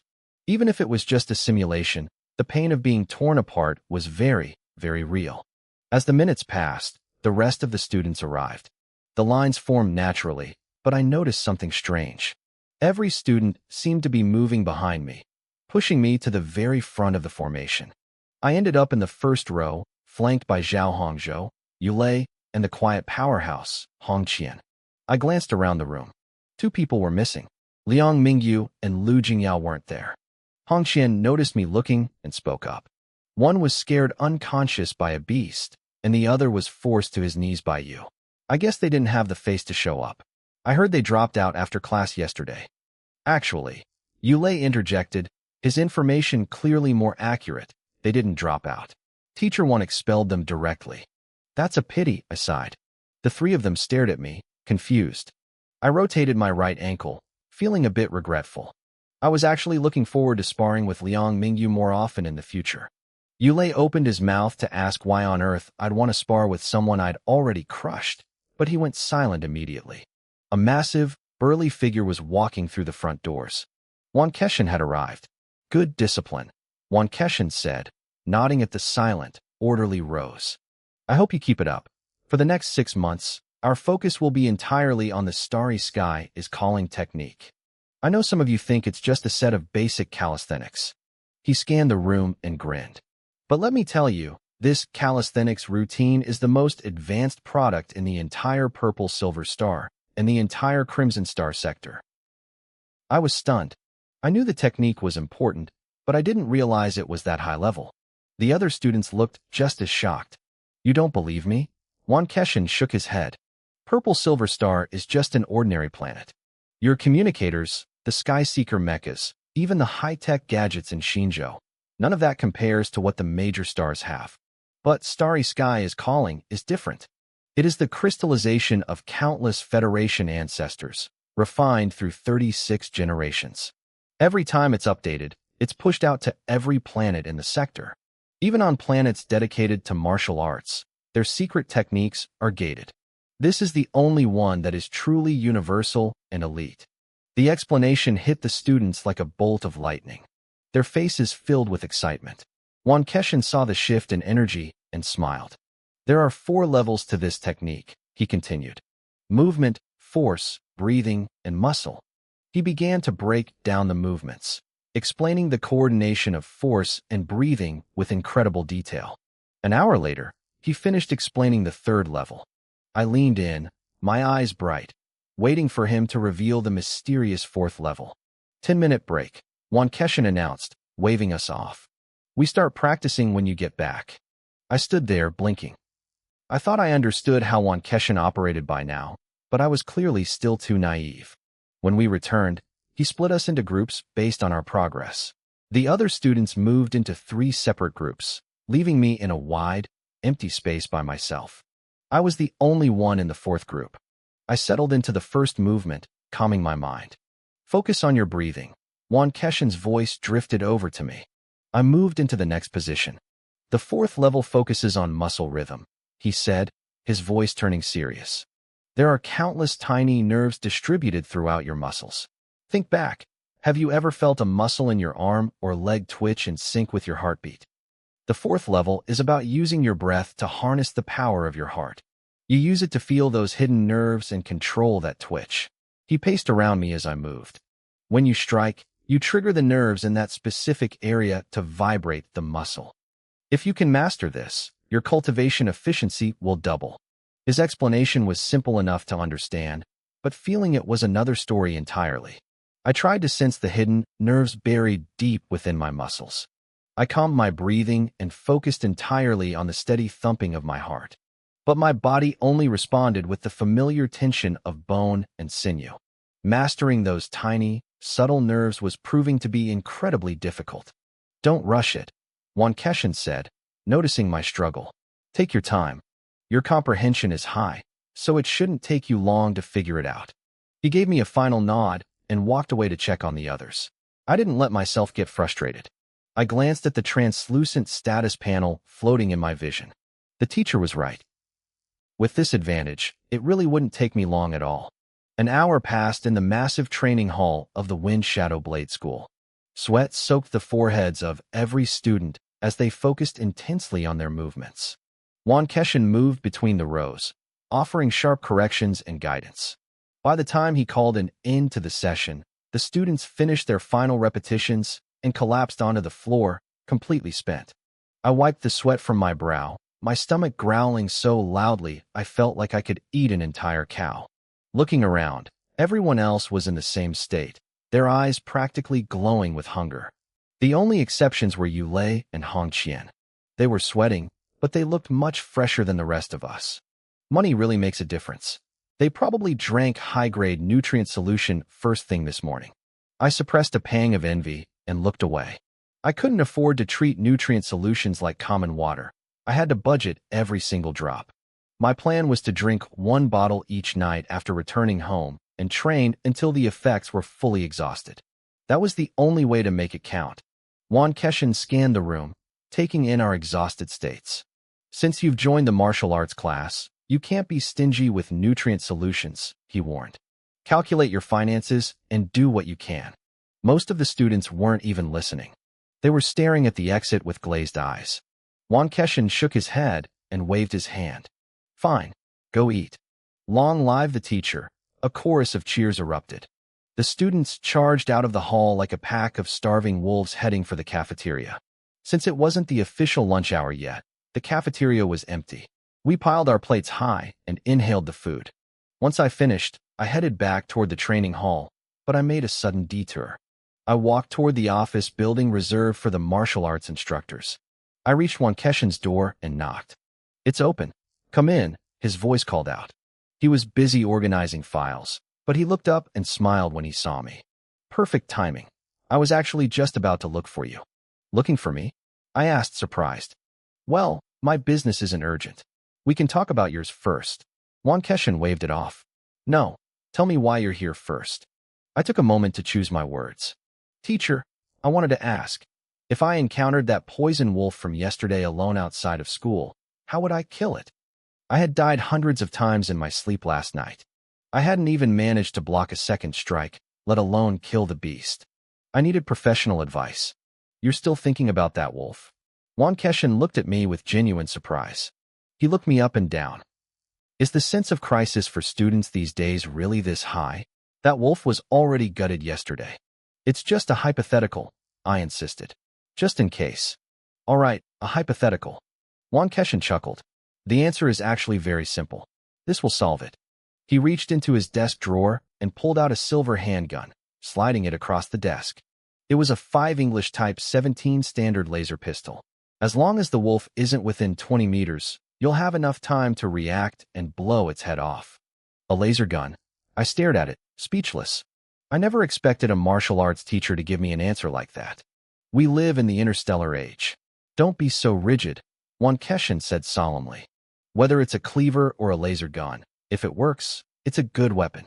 "You're right, teacher. I understand." I nodded, my eyes fixed on the weapon. Can I hold it?" "Go ahead," he said with a wave of his hand. I picked up the gun eagerly. I felt the weight and the texture of the grip. I closed my eyes, imagining the sensation of firing it. "Like it?" Wankeshin smiled proudly. "You can get a gun permit once you reach level 3 body refinement. If you're the first in class to reach level 3, I'll give this gun to you as a gift." To me, the gun was far more powerful than a blade. But to someone like Wankeshin, throwing a pebble probably carried more force than a bullet. Using it as an incentive for a student was a smart move. I opened my eyes and placed the gun back on the desk without a hint of hesitation. "Thank you, teacher." Wankeshin looked confused. I had been obsessed with the weapon a second ago, and now I was acting like it was nothing. He didn't realize my problem. The martial arts space in my mind didn't recognize external weapons. I had tried going in empty-handed before, and the wolf had just torn me apart. "Teacher, you said I need level 3 for a permit," I said, thinking aloud. "That means if I encounter a wolf now, I can't use a gun. The wolf's burst speed is nearly 50 meters per second, and a single strike carries over a ton of force." Wankeshin's smile faded, his expression turning serious. "You're only at level 1. You want to win without a gun?" "Yes," I said firmly. "Fine, then I'll tell you how." He looked down and tapped at his communicator. My wrist buzzed. I opened the new email from him and saw 2 compressed files, Mizong Footwork and Wind Shadow Blade. "These are basic martial techniques," Wankeshin explained. "I plan to teach them in the second half of the year, but I'm sending them to you early." My heart raced. "Teacher, if I learn these, can I kill the wolf?" "It's not that simple." Wankeshin leaned back. "Martial techniques have 5 levels: entry, mastery, proficiency, great success, and perfection. To kill a poison wolf at level 1 body refinement, you would need to reach at least the 4th level, great success, in the Mizong Footwork." The technique levels matched the grades on my status panel. I noticed he only mentioned the footwork. "What about the Wind Shadow Blade?" "You have to stay alive to deal damage," Wankeshin said, his eyes deep. "Against an opponent like the poison wolf, which outclasses you in both speed and strength, movement is your only chance. Mizong Footwork is designed for shifting and dodging in tight combat. If you reach great success, you can dodge its attacks. Then, the wolf becomes the prey." It felt like the clouds had finally cleared. I bowed slightly. "Thank you, teacher. I understand." "You understand nothing," Wankeshin laughed, though he looked a bit helpless. "I only gave you a theoretical solution based on your hypothetical. Even for a basic technique, reaching great success in the Mizong footwork usually takes at least 2 years. 2 years? I stayed silent. His estimate was for a normal person, but I wasn't normal. As long as I could move my feet, I could increase my proficiency. Even if the poison wolf was waiting for me in the martial arts space, I could start practicing immediately. I would just have to die a few more times. If I practiced 24 hours a day without rest, my progress would be beyond anything he could imagine. Have you thought it through? Wan Keshin asked, watching me intently. 2 years is enough time for you to reach level 5 of body refinement. Wan Keshin continued, his voice steady. By then, you could kill a poison wolf with raw strength alone, even without martial arts. Cultivation level is the foundation. Even in Shinjo, they focus on level first and techniques second. Thank you, teacher. I understand, I said. I nodded, not bothering to argue. His advice was solid for anyone else, but it didn't apply to me. With the martial arts space, reaching great success in the Mizong footwork was only a matter of time. Once I mastered it and killed that wolf, I could farm proficiency for Starry Sky summoning in peace. With that technique at level 4, my cultivation speed would double. I wouldn't need 2 years to reach level 5. I'd be there in a fraction of the time. Wan Keshin nodded, satisfied. He swiped his finger across his communicator. My wrist buzzed instantly. A notification popped up, 100,000 star coins received. My eyes nearly popped out of my head.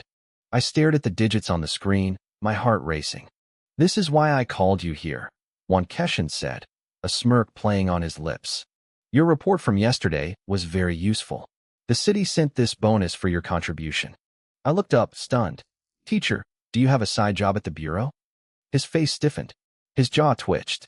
Side job? I am a consultant. An official consultant. Right, consultant. Sorry, I'm just used to everyone having a side hustle, I said, giving him a quick, apologetic smile. 10,000 star coins was enough to cover a whole month of high-grade nutrient solutions. When dealing with a benefactor, I made sure my attitude was top-notch. But one thing was still bothering me. Teacher, I asked, was that purple-haired woman really a cultist? It's almost certain, he replied. I blinked. Almost. You mean the Bureau didn't catch her? Wan Keshin hesitated. According to Bureau rules, I shouldn't tell you this. He looked at me, expecting disappointment, but my eyes only grew brighter. I leaned in, waiting for the leak. He sighed, realizing I wasn't going to let it go. The Bureau monitored the streets where those 2 victims hung out, including Linjiang Road. After your report, they did a deep dive into the Galaxy Bar. It turns out that place was a nest for the flesh and blood cult. I felt a cold shiver run down my spine. I had worked at that bar for over a month. I had probably bumped shoulders with monsters every single night without knowing it. Don't look so scared, Wan Keshin grunted. The Bureau raided the whole nest last night. We found out that woman was just a new recruit. 2 nights ago was her first sacrifice. The Bureau thinks she fled the city to hide. He paused, his expression turning serious. You were smart to quit and stay away yesterday. But be careful. The flesh and blood cult worships the flesh demon god. Their followers can change their physical appearance. Watch out for anyone who tries to get too close to you. I understand. Thank you, teacher, I said. I wasn't too worried. The nest was gone, and one runaway recruit couldn't do much. Besides, I only saw her once. There was no way she'd come looking for me. I had my answers and my money. It was time to train. As I walked toward the door, his voice followed me. Remember, a hypothesis is just a hypothesis. Level is everything. I know. Teacher, I called back, disappearing into the hallway. Wan Keshin sighed as he watched me leave. He knew that look in my eyes. I wasn't just asking out of curiosity. I was obsessed. Years ago, he had another student just like me. She was a genius who reached level 3 of Starry Sky summoning in middle school. She could have gone straight to Shinjo, but Wan Keshin had kept her here to train her personally. He wanted her to be like the legends, someone who could kill enemies far above her own level. He succeeded in making her strong, but he failed her future. While she focused on combat techniques, her peers in Shinjo poured everything into their cultivation levels. They surpassed her by an entire realm. She lost her chance to leave this planet and study at the great martial arts academies. His communicator buzzed with a video request. Wan Keshin's face went rigid, but he answered it. A holographic screen flickered to life, showing a suit of silver power armor.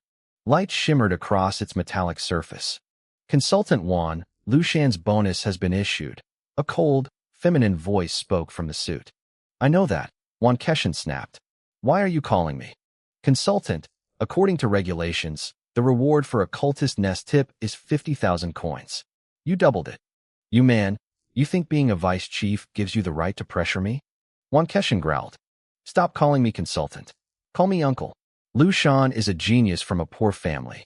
He can't even afford nutrients. What's wrong with giving him a little extra? The armor remained silent for a moment.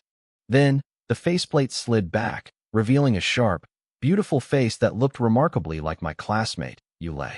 A genius. Yuman asked flatly. If he were a real genius, he'd be in Shinzhou already. Wan Keshin had no comeback for that. He just sighed. He came by today. He asked a question very similar to the one you asked back then. Yuman was that former student. Her expression softened slightly. Uncle, I never blamed you. Even if I hadn't focused on techniques, I might not have surpassed those people in level anyway. I wanted power.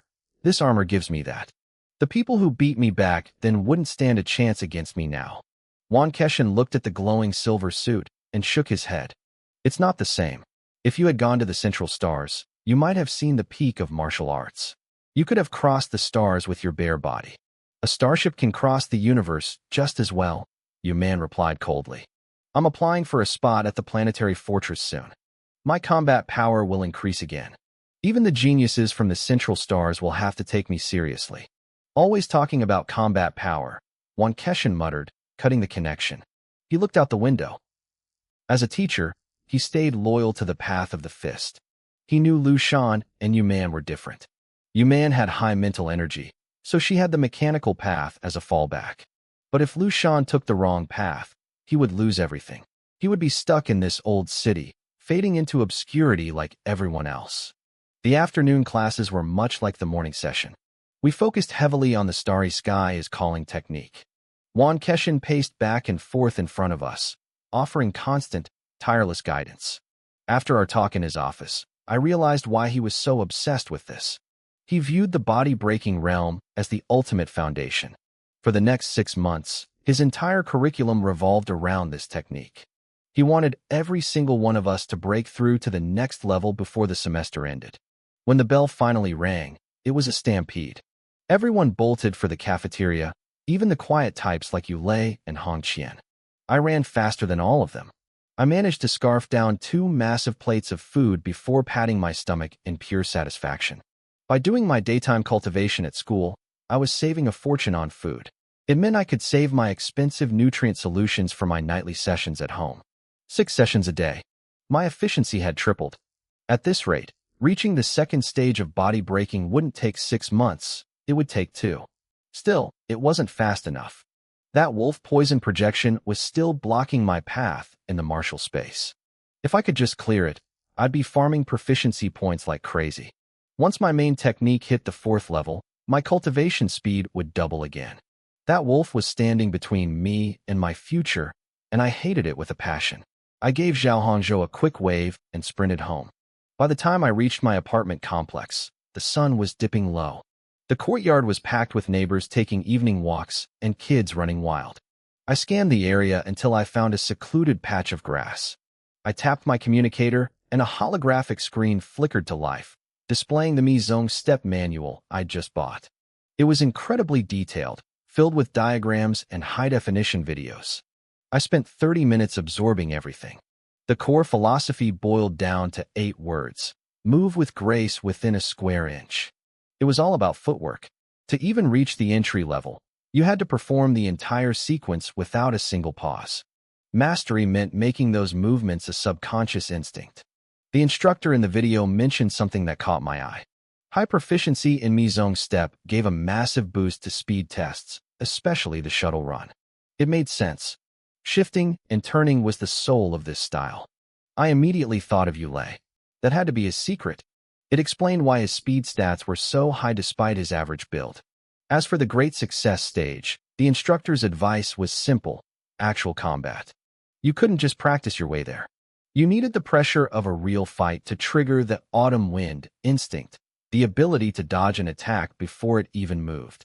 To reach perfection, the final stage, the video got a bit vague. It just said to understand the mystery of the square inch. I had a feeling the teacher in the video hadn't even reached that level himself. Luckily, I didn't need to worry about combat realization. As long as I had my status panel, I just needed to grind the proficiency points. Success was guaranteed. I started practicing the basic steps right there on the grass. I just needed to get the movements down well enough for the panel to record them. The sky grew dark. Old folks and children began heading inside. "Grandma, look at that big brother," a little girl said, tugging on her grandmother's sleeve. "He doesn't know how to walk." The old woman frowned. Ran, don't be rude." She looked over and saw me wobbling like a drunk. My legs were twisting in strange angles. I took 3 steps and face-planted into the dirt. I scrambled up, hissed a curse, and tried again. "Grandma, his dance is funny. I want to learn," the girl chirped. The old woman's face paled.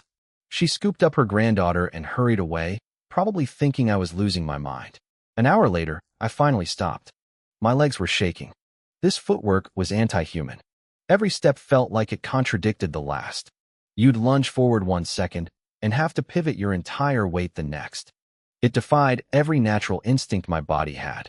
But after an hour of failing, I finally completed 1 full cycle. I checked my panel. My heart skipped a beat. Under martial arts, a new entry had appeared. Mizong step, entry, 1 out of 100. I let out a long breath and headed home. On the way, I practiced the steps a few more times. I was still clunky, but I didn't fall. For anyone else, 1 successful run wouldn't count as entry, but the panel was absolute. Back in my room, I downed a bottle of nutrient solution and got to work. I pushed through 4 grueling sessions of body-breaking cultivation until it was nearly midnight. My body was screaming for rest, but my real work was just beginning. I lay down, closed my eyes, and entered the martial space. The circular platform appeared. I didn't wait for the wolf this time. As soon as I manifested, I started the Mizong step. A roar echoed through the darkness. Within 3 seconds, the wolf's massive jaws were inches from my face. I didn't panic. I focused on the next step in the sequence. I walked right into its mouth. The world turned red. My head exploded like a dropped watermelon. I opened my eyes in my bedroom, then immediately closed them to go back in. I picked up exactly where I left off in the footwork. Roar. Death. Reset. I died over 20 times before I stopped to check the panel. Mizong step, entry, 2 out of 100. I almost smiled. Dying didn't reset my progress. Every completed cycle, even if followed by a brutal death, added a point. The shadow of being eaten alive over and over again was starting to weigh on me, but I didn't care. Wolf poison, I whispered into the dark. I closed my eyes again. The next morning, my alarm clock felt like a drill in my skull. I struggled to open my eyes. They were shot through with red veins. I'd overslept again. I'd always been a natural riser, but the martial space was draining my mental energy. It didn't matter that it didn't use physical stamina. It offered 0 actual rest. I shook my head to clear the fog and checked the status. Name, Lu Shan level, body breaking 1, 9%. Technique, Starry Sky is Calling, level 1, 10 out of 1000. Martial art, Mizong step, proficient, 25 out of 500. The available time had dropped by 1 day. I didn't know the exact hours, but I knew one thing. I was getting stronger, and that wolf's days were numbered. I died over 1,000 times that night. It took 1,000 deaths to push my Mizong step to the proficient level. To test the pattern of how the level increased, I forced myself to die a few dozen more times. I figured it out. At the proficient level, I had to complete the footwork sequence twice just to gain a single point. The good news was that my movements were becoming silent. I wasn't any slower. In fact, I felt faster. Soon, I whispered, slapping my cheeks to wake myself up. Just a few more days. If I could reach the mastery level, the footwork would become pure instinct. Maybe then, I'd finally have a chance to dodge that wolf's jaws. When I walked into the martial arts hall at school the next morning, Zhao Hongzhou stared at my bloodshot eyes in shock. "Brother Shan, I thought you quit your job. Why are you still pulling all-nighters?" Even Yu Lei and Hong Qian turned to look, their curiosity piqued. "It's nothing," I said, waving them off. I just stayed up late practicing. Hong Qian hesitated for a moment before asking, "Is it okay if I ask how many body-breaking cycles you do when you go home?" "4," I said casually, rubbing my temples. Hong Qian's eyes widened. He looked ashamed. He could barely manage 2 cycles before his body gave out. Here I was, with better talent and a higher technique level, yet I was still working twice as hard as him. Yulei saw the look on Hong Qian's face and shook his head. "Don't overthink it. I can only do 2 cycles myself. That's the gap in our technique levels. Focus on your breathing during the breaks. Raising your technique level is the only real way forward." Hong Qian nodded, feeling a bit better, but Yulei wasn't finished. He turned back to me, studying the red veins in my eyes. "Lu Shan, were you practicing martial arts techniques last night? Body breaking is exhausting, but you usually recover after deep sleep. You wouldn't look this wrecked just from that." I was surprised. "Did Teacher Wan tell you?" "No," Yulei said, his voice dropping to a whisper. "Too much is as bad as too little. The human mind has limits." I knew he meant well. His sister, Yuman, had probably asked about me, and my current state reminded him of the toll high-level training took. "Thanks," I said with a smile. "I know what I'm doing." The exhaustion was temporary. Once I reached mastery in the Mizong step and killed that wolf, things would get easier. Teacher Wan Keshin walked in shortly after. His eyes scanned the room and paused on me. He frowned almost imperceptibly, but said nothing. We began our routine training, and the days started to blur together. While everyone else followed the standard pace, I was drowning in fatigue. But the panel didn't lie. My progress was exploding. By the afternoon of the 8th day, the class was slumped on the floor after a body-breaking session. I had dark circles under my eyes that wouldn't go away, but when I checked my status, I couldn't stop myself from smiling. Name, Lu Shan. Level, Body Breaking 1, 12%. Technique, Starry Sky is Calling, Level 1, 22 out of 1,000. Martial Art, Mizong Step, Mastery, 1 out of 1,000. Mastery. The footwork was now part of my DNA. What used to feel stiff and awkward was now fluid and natural. I felt like I could dodge anything. If I took the speed test now, I'd probably be labeled a specialist like Yulei. I felt a surge of excitement. I could finally dodge the wolf. Now, I just needed to learn how to hit back. 8 days of madness. 10,000 deaths. That wolf and I had a blood feud now. I promised myself I'd kill that thing 10,000 times to make it even. No, 100,000 times. I forced myself up to head to the cafeteria when a voice stopped me. "Lu Shan, wait." I turned to see Wan Keshin. He looked me up and down, his frown deepening. He knew I'd ignored his advice and started practicing techniques. He probably regretted giving them to me. "Go home tonight," he said firmly. "Don't practice anything. Just rest." "Got it, teacher," I said with a grin. I started to walk away, then stopped. I turned back and gave him a deep, respectful bow. "Thank you, teacher." "Get out of here," he barked, though I could tell he was just annoyed. "I'm not dead yet. Stop bowing like it's a funeral." I laughed and ran to the cafeteria. I knew he was worried, and since I couldn't explain the panel, the best thing I could do was show him I was fine. I decided to actually take the night off to celebrate. After a quick meal, I rushed to the mall. My 10 bottles of nutrition fluid were gone. It was time to bleed my bank account again. 40 bottles of basic nutrition fluid. "Here you go." The salesgirl was the same one from before. Her smile was even brighter this time. I checked my balance as I paid. 120,000 credits gone. I only had 10,000 left. "Please come again," she called out as I hurried away. Back home, I showered and collapsed onto my bed. No thoughts. No training. Just sleep. The next morning, the first light of dawn hit the room. I opened my eyes and felt incredible. I stretched, my body feeling supple and energized.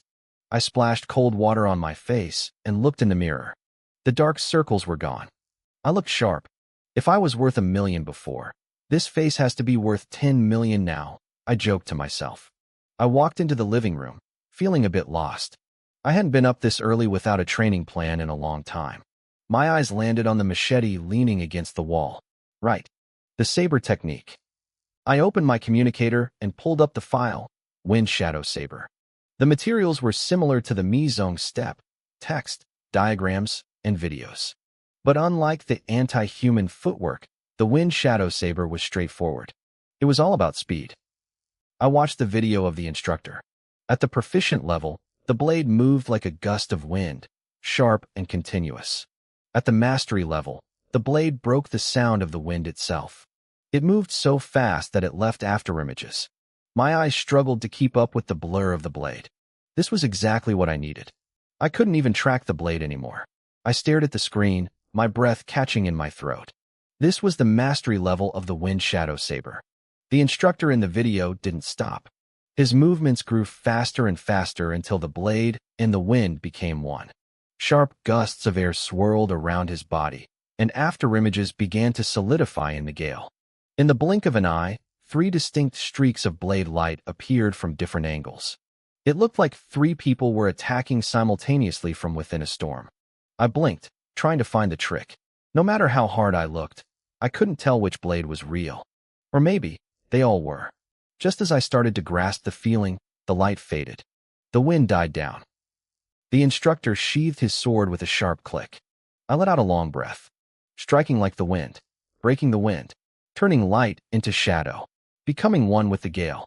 These were the hallmarks of the 4 stages: entry, proficient, mastery, and perfection. I needed to get to entry level first. I calmed my racing heart and restarted the video. I watched the opening moves over and over, cross-referencing the diagrams and text until they were burned into my memory. Half an hour later, I grabbed my machete and headed out. It was early. Only a few elderly residents were scattered around the apartment complex. I found a quiet patch of grass, drew my blade, and took a few deep breaths. The wind shadow saber was supposed to be fast, but I started slow. I moved at the same pace as the old men doing Tai Chi nearby. Slash, hack, parry, thrust. I focused on every detail I'd seen in the video, translating the mental images into my muscles. 10 minutes later, I finished the set. I paused for a second and then went again. Same moves, same flow, but this time I didn't hold back. The blade whistled. It was sharp, fierce, and fast. I finished the entire routine in less than a minute. The panel was reliable as always. I smiled and sheathed the blade, checking my stats. My body tempering was at 12%. My cultivation technique, Starry Sky is Calling, was at 22 out of 1,000. My Mizong Step was at 2 out of 1,000 at the proficient level. And there it was, Wind Shadow Saber, entry level, 2 out of 100. I also saw my martial arts space stats. I had 356 days of time left. At the school training hall later that day, Juan Keshin walked in and did his usual scan of the room. His eyes lingered on me for a moment, and a satisfied smile touched his lips. He waved us off to start our training. By the time I got home that evening, the weekend was over. It was time to get back to the grind. I downed a bottle of nutrition fluid and started my tempering. Every session left me exhausted, but I loved it. I could feel myself getting stronger, bit by bit. By midnight, I had finished 4 full cycles. I showered, grabbed my machete, and lay down on the bed. Wolf venom, I muttered, my eyes flashing. I'm not just going to let you kill me today. I closed my eyes and felt the familiar pull. When I opened them, I was back in the martial arts space. I gripped the hilt of my blade and shifted my stance, facing the beast head-on. The wolf let out a low growl and lunged. It could cross 100 meters in 2 seconds. Before, those 2 seconds were my entire life expectancy. I used to just pray my footwork would let me dodge the first hit. Not today. I didn't retreat. I charged. We closed the gap in an instant. Right before we collided, my feet moved on instinct. My Mizong step felt like a natural extension of my body as I blurred to the wolf's right side. I swung the machete in a clean arc. The blade bit deep into its back, leaving a bloody trail. I didn't relax. I spun around, eyes locked on the wolf 10 meters away. That distance was nothing to a beast like this. I had never survived its second pounce before. It roared and flew at me again. I didn't have time to think, only to move. Our forms crossed. The massive body brushed past me. I had dodged it. The thought had barely formed when a massive claw swiped at me from behind. I woke up in my bedroom. I took a moment to replay the exchange in my head, then went right back in. All night, I relied on pure instinct to dodge the speed gap. If I was lucky, I could dodge 3 or 4 attacks. If I was unlucky, I died on the second pounce. But compared to before, when I died 1,000 times a night, this was progress.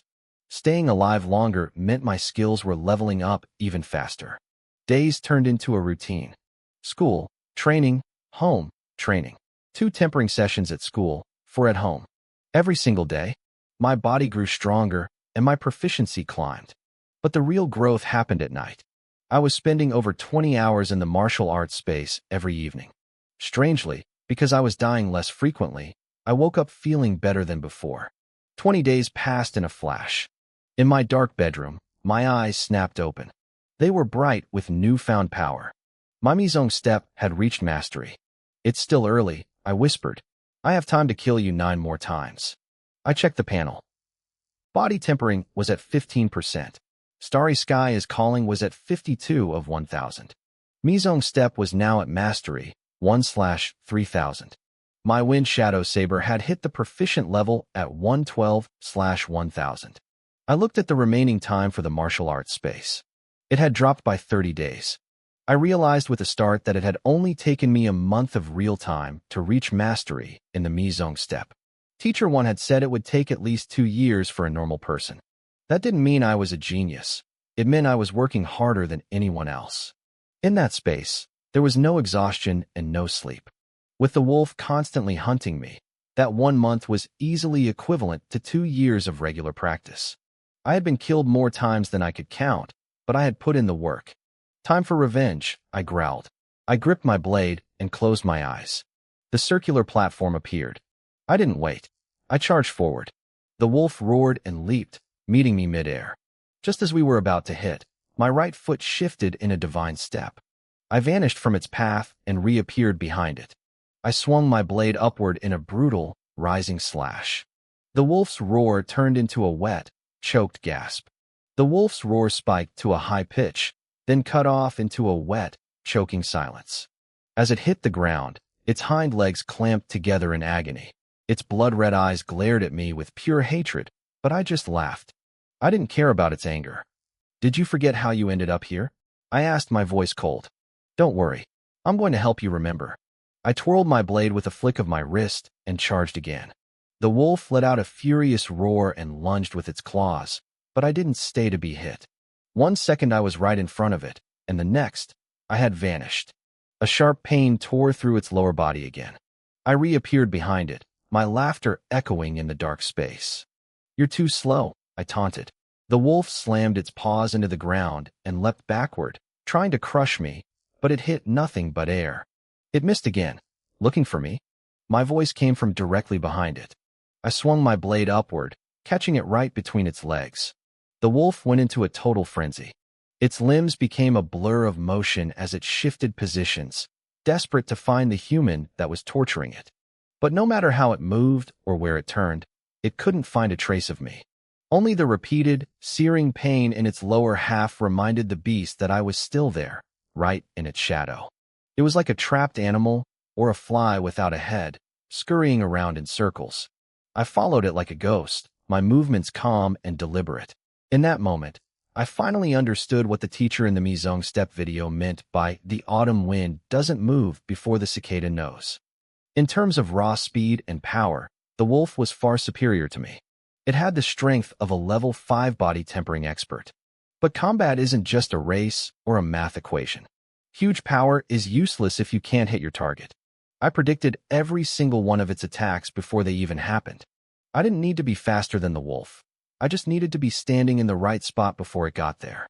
If I were fighting a human expert at level 5 who knew martial arts, it might have been different. But this was a beast. It relied on instinct, and its instincts couldn't hide from my mastery of the Mizong step. As time passed, the wolf's screams grew weaker. Its lower body was a bloody mess. Finally, with one clean thrust, my long blade pierced its belly. Its organs spilled out onto the platform. The wolf shuddered violently and collapsed. As it lay dying, I finally stepped into its line of sight. I looked down at it like a demon. I told you I'd kill you 100,000 times, I whispered. Remember this. This was only the first. You have 99,999 to go. I watched the body dissolve into nothing. At the edge of the circular platform, a 2-meter-tall statue of the wolf appeared, looking incredibly lifelike. With a thought, I made the statue disappear. Suddenly, that familiar, blood-curdling roar echoed through the space again. I turned around and licked my lips. Still early, I muttered. Let's do this 9 more times. Half an hour later, the wolf collapsed for the 10th time. I tossed my blade aside and stretched out my limbs. It was time to practice Starry Sky is Calling. In this space, I didn't have to worry about physical exhaustion. I practiced the movements over and over, pushing until my mind couldn't take any more. When I hit my limit, I just slept right there on the platform. When I woke up, I started again. The alarm on my phone finally buzzed, pulling me back to reality. I opened my eyes in my bedroom and checked the panel. Starry Sky is Calling had jumped to 72 out of 1,000 at the proficient level. I had gained 20 points in a single night. At this rate, I'd reach mastery in just over a month. I stretched, feeling refreshed and powerful. Everything was finally on the right track. This was the training rhythm I had been looking for. That afternoon at the high school, the students from the martial arts class were inhaling food in the cafeteria. I finished 2 whole trays of food and grabbed a sip of soup before looking at my friend. Hongzhou, where are you working part-time lately? Zhao Hongzhou came from a modest family and had always worked for extra pocket money. Even after joining the elite martial arts class, he hadn't stopped. He swallowed his food and looked at me in shock. Brother Sean, you're looking for a job? I'm thinking about it, I nodded. I just paid rent. I only have a few thousand left in the bank and 20 bottles of nutrition fluid. I need to plan ahead. Yulei was sitting across from us and looked up, surprised. How do you even have the time? I do my body tempering twice a night, and I'm not done until 10 p.m. I did my tempering 4 times a night, which usually meant I wouldn't finish until after midnight. I shrugged. Time is like, well, you can always squeeze a bit more out. Yulei's face went noticeably dark with envy. I realized I was accidentally showing off again, so I quickly changed the subject. Besides, with the martial arts space allowing me to rest while I trained, I wasn't afraid of late nights anymore. Brother Sean, I went back to the Yinghai gym, Hongzhou said. Want to come with? Yinghai. I frowned. Didn't you quit because the pay was too low? We had both worked there last year as general helpers, but the wages were terrible. It's different now, Hongzhou grinned. I'm not a janitor this time. I'm a private tutor. I get 500 per session, and I do 2 sessions a day. That much. I looked at him suspiciously. If he didn't have such an innocent, naive face, I would have thought he was doing something illegal. Yulei saw what I was thinking and rolled his eyes. Don't get the wrong idea. The martial arts class title is worth a lot of money. Parents of middle schoolers can't afford professional masters, so they hire students from our class instead. Even freshmen like us. I raised an eyebrow. It felt a bit like a scam. Those middle schoolers wanted tutors to help them with Starry Sky is Calling, but that technique depends entirely on personal comprehension. A tutor can talk until they're blue in the face, but it won't help if the student doesn't get it. In our own class, not a single person besides me had broken through to the 3rd movement after a month. Brother Sean, don't you want to go? Hongzhou asked, sounding disappointed. It's a shame. You're the #1 freshman in Luoying City. You could ask for at least 1,000 per session. As soon as he said that, I grabbed his shoulder and pulled him up from his seat. Let's go, I said. Don't be late for work. Yinghai was a major chain with 3 locations in Luoying. Their flagship store was near the city center plaza, and it was massive, nearly 10,000 square meters. It looked just as impressive as the luxury shopping mall next door. Sean, I knew you were destined for greatness the moment I saw you. A middle-aged, balding manager said, beaming at me as if we were old friends. You joined the martial arts class and soared immediately. Manager Zhou, you're too kind. I replied with a polite smile, shaking his hand. Thanks for looking out for me back then. Hongzhou stood there, blinking in confusion. Manager Zhou was the HR manager for the flagship store. When we worked here before, we had only seen him a few times from a distance. We didn't actually know him at all. While Hongzhou was still dazed, Manager Zhou shoved a bottle of low-grade nutrition fluid into his hand. Hongzhou, you did a great job today. Feel free to introduce more of your talented classmates to us in the future, Zhou said, patting his shoulder. Yinghai is happy to provide a platform for rising stars like you. Manager I. Hongzhou's face turned red. He looked at me nervously, trying to push the bottle back. He hadn't brought me here just to get a referral bonus. I stepped in before he could ruin it. Why are you looking at me? Thank Manager Zhou. No need, no need. Zhou waved it off and got straight to the point. Sean, since you're the top student in this year's class, how does 1,500 per session sound? 1,500? I froze. Were there really that many suckers in this city willing to pay that? If you think it's too low, I can raise it, Zhou added quickly. No. I waved my hands. It's not too low. I just have a question, Manager Zhou. I had just joined the martial arts class. Would anyone actually buy my sessions? At 1,500 credits per hour, 2 hours of work would earn me enough for a bottle of nutrition fluid. But that only mattered if I could find a client. Manager Zhou waved his hand dismissively, looking incredibly confident. He told me I was vastly underestimating the value of being the top-ranked student in the class. He promised my classes would be in high demand. On top of that, Inghai wouldn't take a single cent in commission. He explained that these days, the truly talented martial artists all headed for Xinzhou. The ones who stayed behind in the old district were mostly bottom tier, aside from a few established teachers. In a place like this, marketing and hype were far more important than raw strength. I didn't fully understand how they planned to make money off me, but a win-win situation was good enough for me. Suddenly, a loud commotion erupted from the front desk. I don't care. You have to change my coach, a voice yelled. I bought these classes to learn how to fight, not to do morning calisthenics in a different building. I glanced over. A chubby kid about 12 or 13 years old, wearing a backpack, was leaning over the counter, refusing to budge. Manager Zhou's face paled. He immediately hurried over to the front desk to handle the situation. I nudged Zhao Hongzhou. Are your clients all like that? He looks like a handful. My client is a little girl, very obedient, Hongzhou said with a sigh. That kid is one of a kind around here. I raised an eyebrow, feeling curious. What's his deal? His name is Chao Xiaoyu. He's in middle school and obsessed with being a hero. He gets into fights every day. He's already gone through several coaches, and he's been unhappy with all of them. It clearly wasn't the first time this had happened. I crossed my arms and watched the show. Whether it was because the kid came from a powerful family, or because Manager Zhou was just that professional, the manager kept bowing and scraping with a smile. But Chao Xiaoyu wasn't having it. Refund? Do I look like I'm here for money? I'm here to train. The kid's face was beet red as he pointed at the store's sign. Is this how Inghai does business? You don't have a single decent coach. I don't want a refund. I'll pay more. If 1,000 credit coach isn't good enough, I'll pay 1,500. 2,000. Just find me someone worth that much who can actually teach me. Hongzhou shook his head. What training? That kid just wants to learn how to scrap. 2,000 credits is a lot, but I definitely don't have the skills to teach him. I let out a soft laugh. Before Hongzhou could react, I walked straight toward the front desk. I'll take this job, I said. Manager Zhou rubbed his hands together, looking hesitant. Sean, this. Be quiet. Chao Xiaoyu interrupted, looking up at me suspiciously. Can you really teach me martial arts? The real kind? He started gesturing with his hands in a way that looked pretty ridiculous. I smiled and reached out, lightly tapping a bruise on his forehead. I don't know about real martial arts, I said, but I can at least teach you how to win a fight. The kid winced and pulled back, clutching his forehead. Then, a huge grin spread across his face. Okay, coach, I'm training with you from now on. The deal was done and the trouble was solved, but Manager Zhou didn't look happy.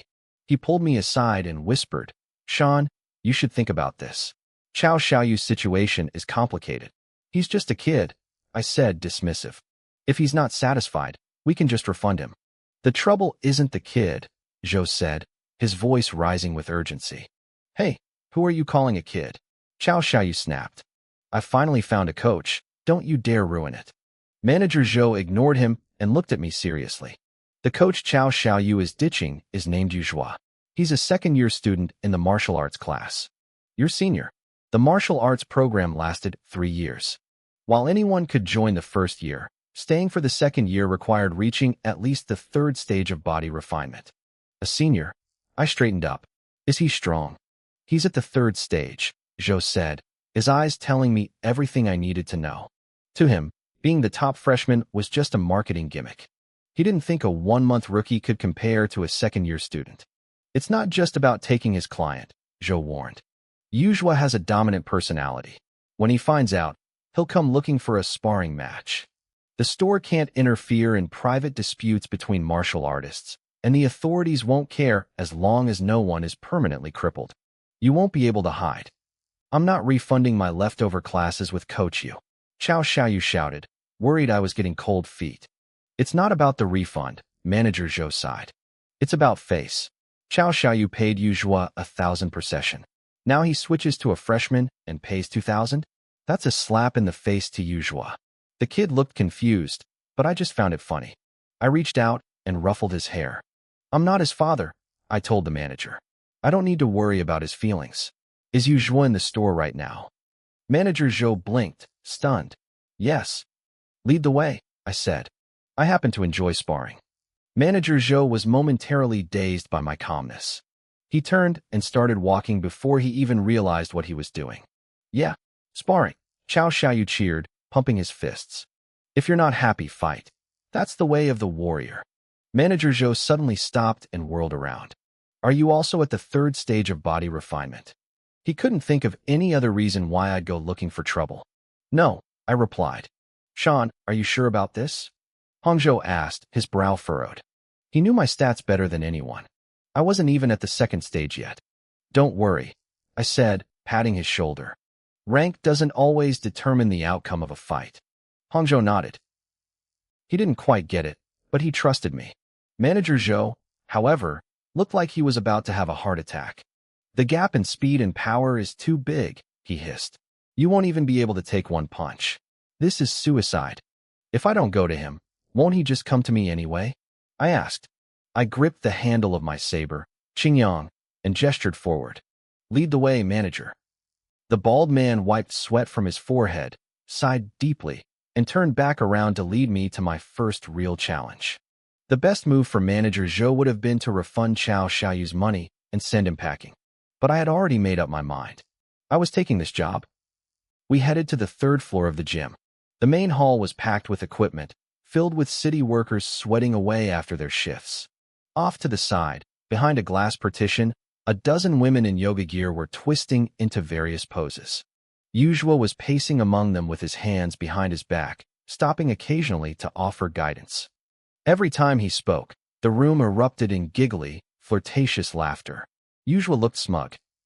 Back at school, being at the third stage of body refinement didn't make him a superstar, but in a commercial gym like this, he was the king of the hill. He had an easy job, good pay, and nobody dared to cross him. Brother Yu, someone's poaching your client. A male coach ran up to the glass door, panting heavily. Yuzhua's brows knitted together. What happened? Who's got the guts to steal from me? A guy named Li Qingshan. Apparently, he's the top-ranked freshman this year. Yuzhua looked surprised. He'd heard the name. After the initial placement tests, the names of the top performers usually circulated among the upperclassmen. But most seniors didn't care. They'd seen it all before. In their eyes, you weren't a real martial artist until you survived the second year. He hadn't expected a bratty junior to actually step on his toes. It's not just the client, another coach added, joining the crowd at the door. That little fat kid, Chao Xiaoyu, is offering him 2,000 credits per hour. Yeah, brother Yu only gets 1,000. This newbie thinks he can take double? He's going to burn his hands. He's basically slapping your face, brother Yu. Yuzhua's lips curled into a cruel sneer.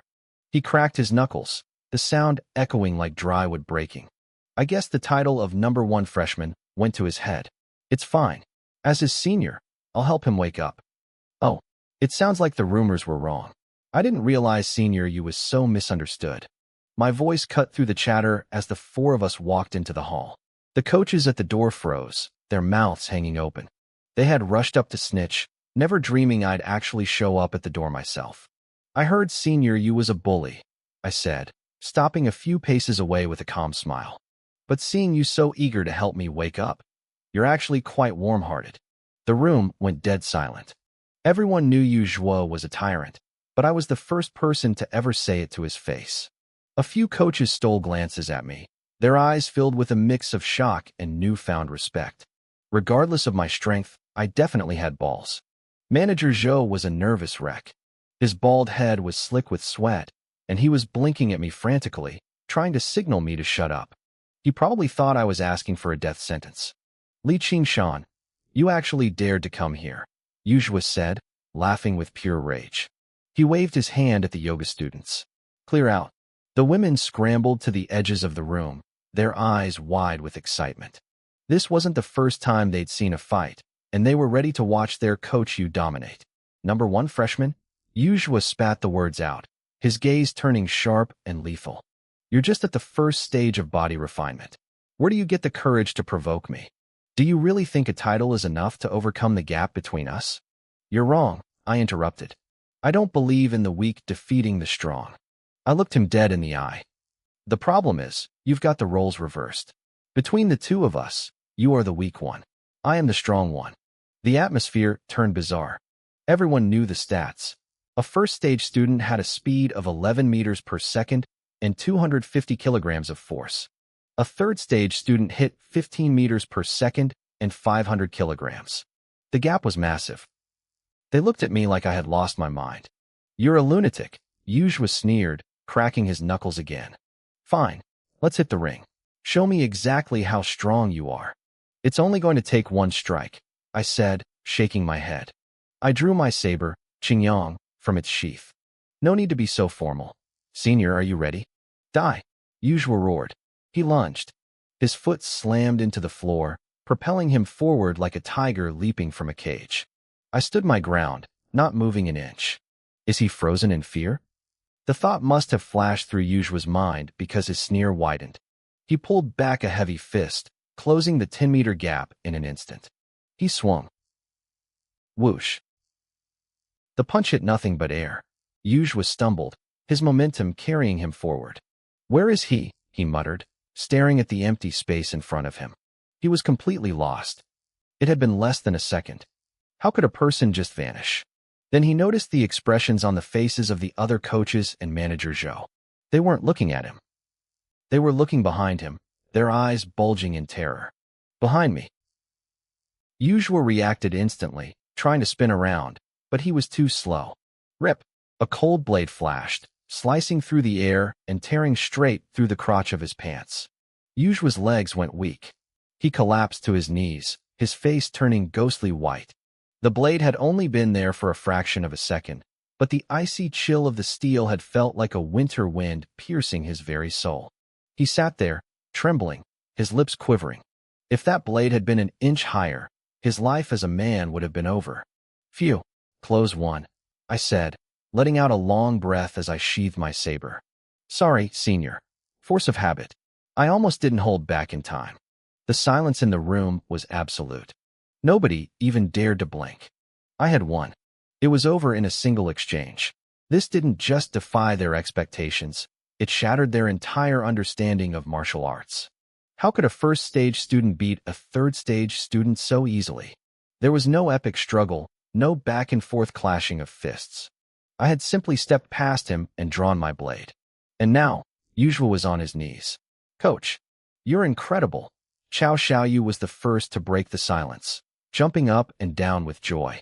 That was so cool. That's the kind of dancing I want to learn. The others snapped out of it, their gazes shifting to me with a new sense of awe. They finally understood what I meant. I wasn't being arrogant. I was stating a fact. If I had wanted to, I could have split Yuzhua in half before he even realized I'd moved. Martial techniques, Zhao Hongzhou muttered, identifying the secret. He knew I had been practicing, but he clearly hadn't realized I'd reached this level. Techniques. Yuzhua repeated the word, looking up at me. His face was pale, his eyes filled with a bitter, desperate realization. Your Mizong steps? You've reached great mastery?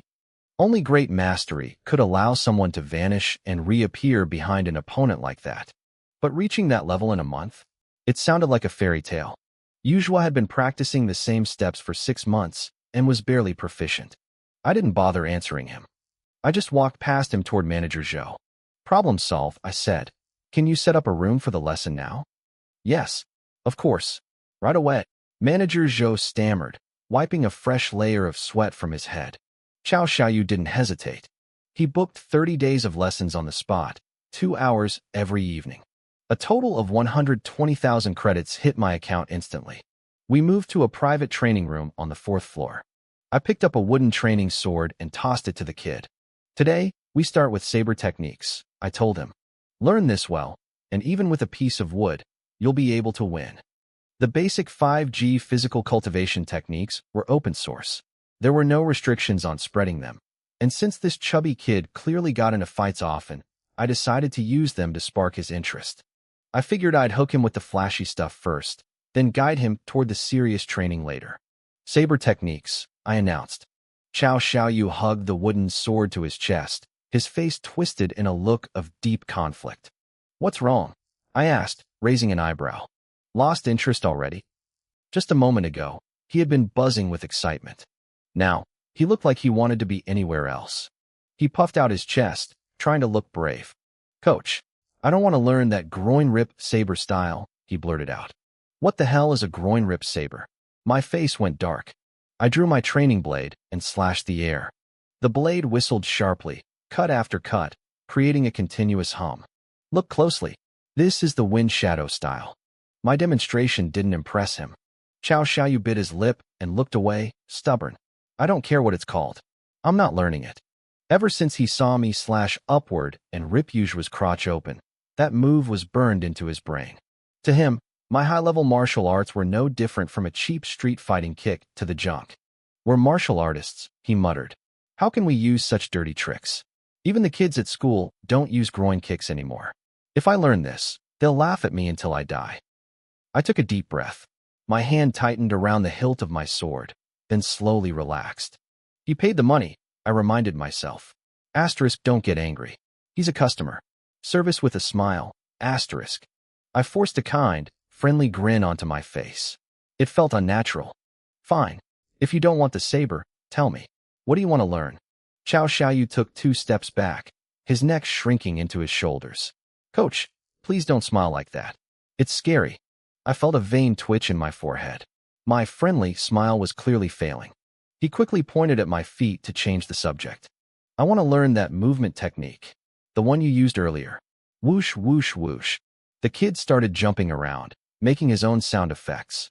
His short, thick legs bounced back and forth, and his shirt kept riding up, revealing rolls of fat.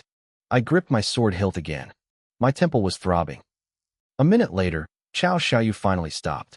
He was panting hard, sweat dripping down his forehead, but his eyes were shining. Coach, can I?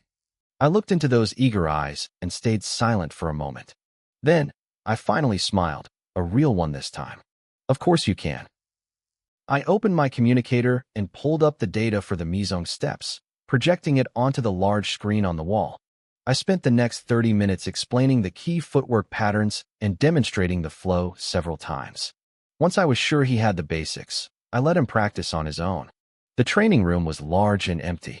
Xiao Xiaoyu stumbled and tripped constantly, hitting the floor with a heavy thud every few minutes. But his excitement didn't fade. Every time he fell, he scrambled back up and kept going. He's got grit, at least, I thought, leaning my back against the wall and sliding down to sit on the floor. I only taught him the Mizong steps to keep his morale up. Looking at him now, stumbling every 2 steps, I knew it would take him forever. I closed my eyes. I'd done my job for the day. Now it was time to slack off and do some real work. My consciousness slipped into the martial space. Since it was just a mental projection, any movement in the real world would wake me up instantly, so it was safe. I stood on the circular platform and glanced at the wolf poison statue. I'll give you a pass for today, I muttered. I spread my limbs and began practicing the starry skies are calling routine. Xiao Xiaoyu's lesson still had an hour and a half left. In this space, that translated to 15 hours of pure training time. I ran the routine over and over. By the time I stopped, my proficiency had increased by 4 points. Xiao Xiaoyu still hadn't called out to me, which was strange. I opened my eyes and blinked. The little fat kid was moving across the floor. His feet were crossing in perfect patterns, shifting and turning with incredible fluidity. He looked agile. I rubbed my eyes and stared harder. It was definitely him. I took a sharp breath. He reached the initiate level in an hour and a half. Xiao Xiaoyu didn't have a status panel like I did. He couldn't just succeed once and have the skill locked in. I stared at him with a new intensity. Did I actually stumble upon a genius? Coach, you're awake. Chow Xiaoyu saw me looking and ran over, beaming. I wasn't sleeping. I was meditating, I said, standing up and smoothing out my clothes. Your talent is acceptable. You've reached the basic level. It should be enough for you to go back to school and get your revenge. Initiate level Mizong steps wouldn't do much against a real martial artist, but against schoolyard bullies? It was like bringing a gun to a knife fight. Really? His eyes went wide. You'll find out tomorrow, I said with a small smile. But I've already decided on tomorrow's lesson. We're doing Starry Skies Are Calling. The excitement drained from his face instantly. Coach, I don't want to do radio calisthenics. You don't have a choice, I said firmly, turning to walk out. The requirement to qualify for the Shinjo Elite Trials was reaching the third stage of that routine before graduating middle school. If this kid really was a genius, I wasn't going to let him waste it. I took his money, so I was going to do my job right. The next day at noon, the school martial arts hall was nearly empty for the lunch break. I sat in a corner, leaning against a soft mat with my eyes closed. An hour passed before I opened them and checked my panel. My proficiency for Starry Skies Are Calling had hit 98 out of 1,000 at the mastery level. It had gone up another 2 points. I realized I couldn't waste my daytime hours anymore. The idea came to me while I was slacking during Chow Xiaoyu's lesson. The martial space had a 10-to-1 time ratio. If I had just 6 minutes of free time in reality, that was an hour in the space, enough for a full practice session. If I could pull 20 points of proficiency at night and another 10 during the day, I'd hit the next level in a month. I nodded, satisfied with the math. But proficiency didn't come from nothing. I looked at my remaining available time in the space, 323 days. My brow furrowed. Every point of proficiency required 4 hours of practice. 30 points a day meant 120 hours of space-time. The martial space ignored physical fatigue, but my mind still needed rest. To keep this pace, every one day in the real world would burn 6 days of space-time. As my progress accelerated, my bank of time was shrinking fast. I was going to run out long before I reached the top. I need to kill more monsters, I thought, rubbing my temples. But where the hell am I going to find them? After experiencing the super speed of the martial space, I couldn't go back to normal training. It felt like walking when I knew how to fly. Just then, a tall, burly figure walked through the front doors. I locked my eyes on him. It was our teacher, Wan Keshin. After the afternoon session ended and the other students were collapsed on the floor, Wan Keshin walked over to me, his hands behind his back.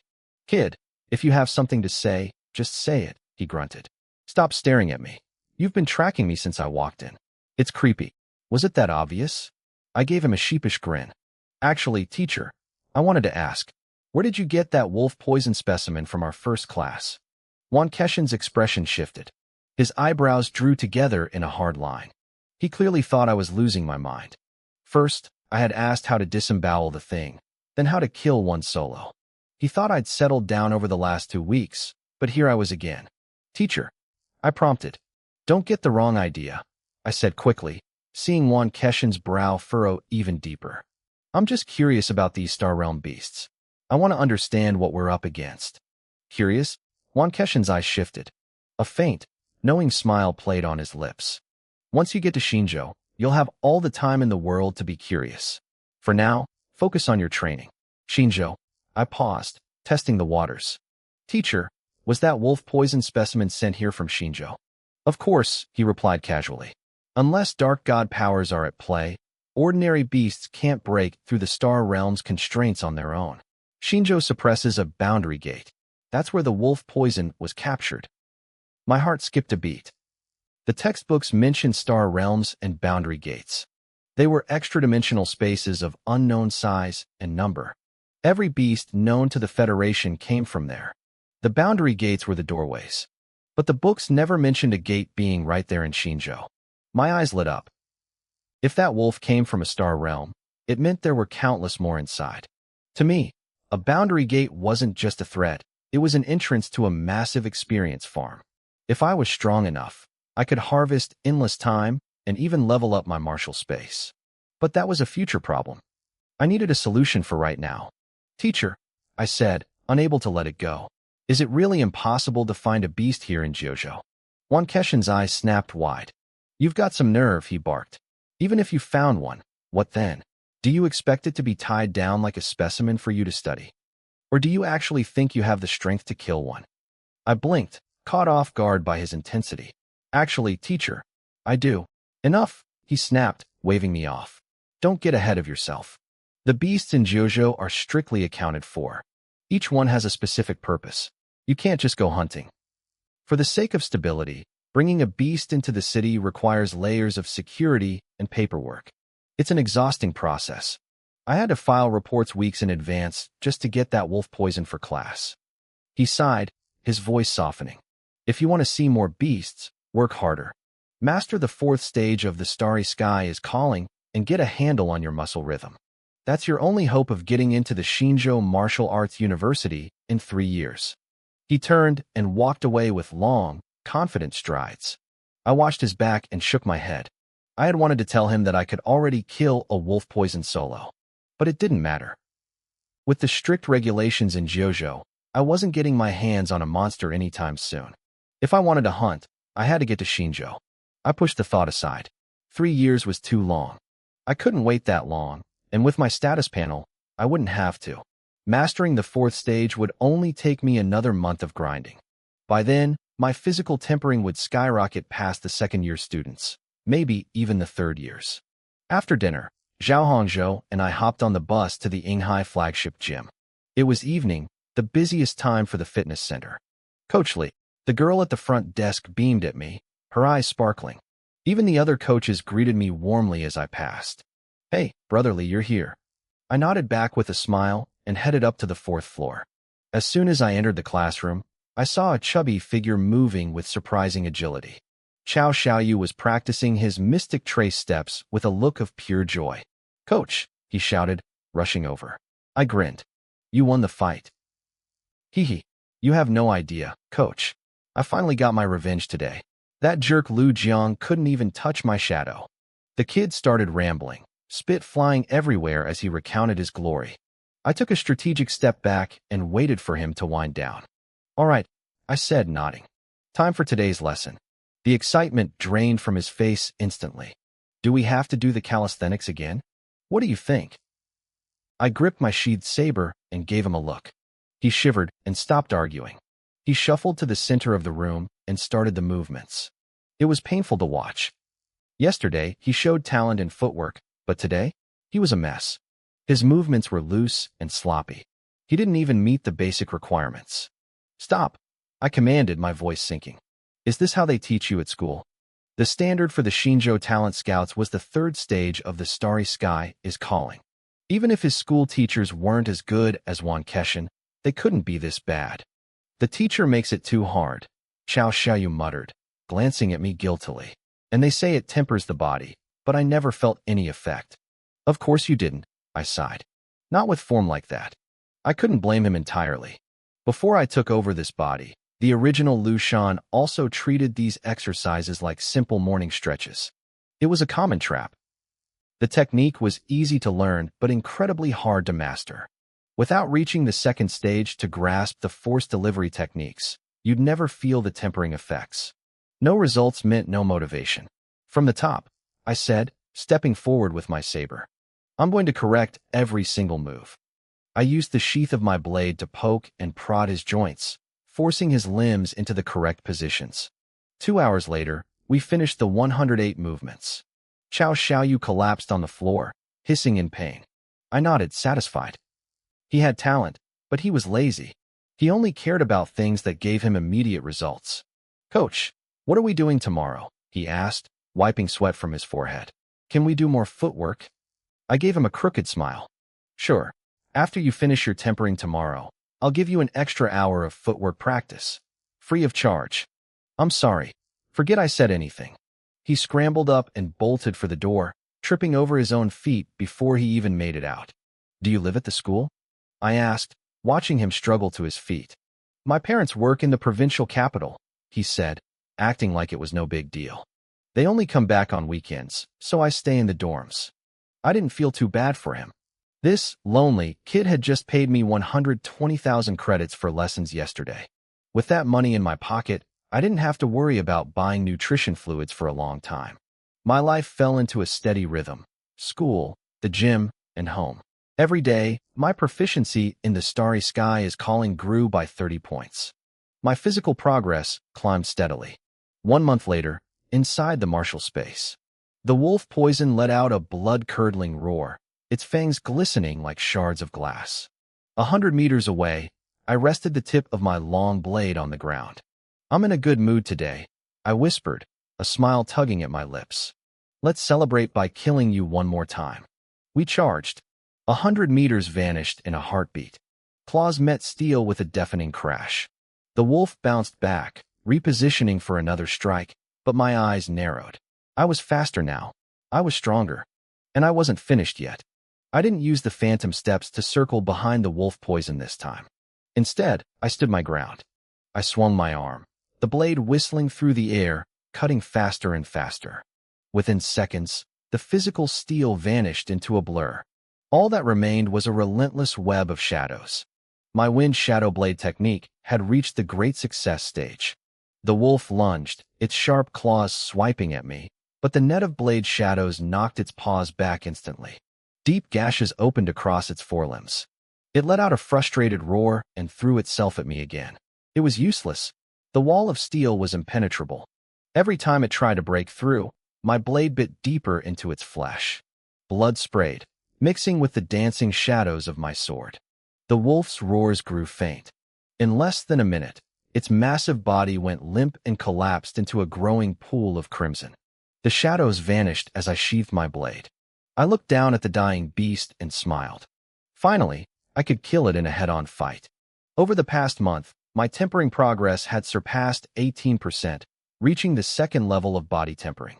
I was still technically slower than the wolf, but with the wind shadow blade at great success, I didn't need to outrun it. I just had to outfight it. But that wasn't why I was celebrating. As the wolf's corpse turned back into a stone statue, I closed my eyes and exited the martial space.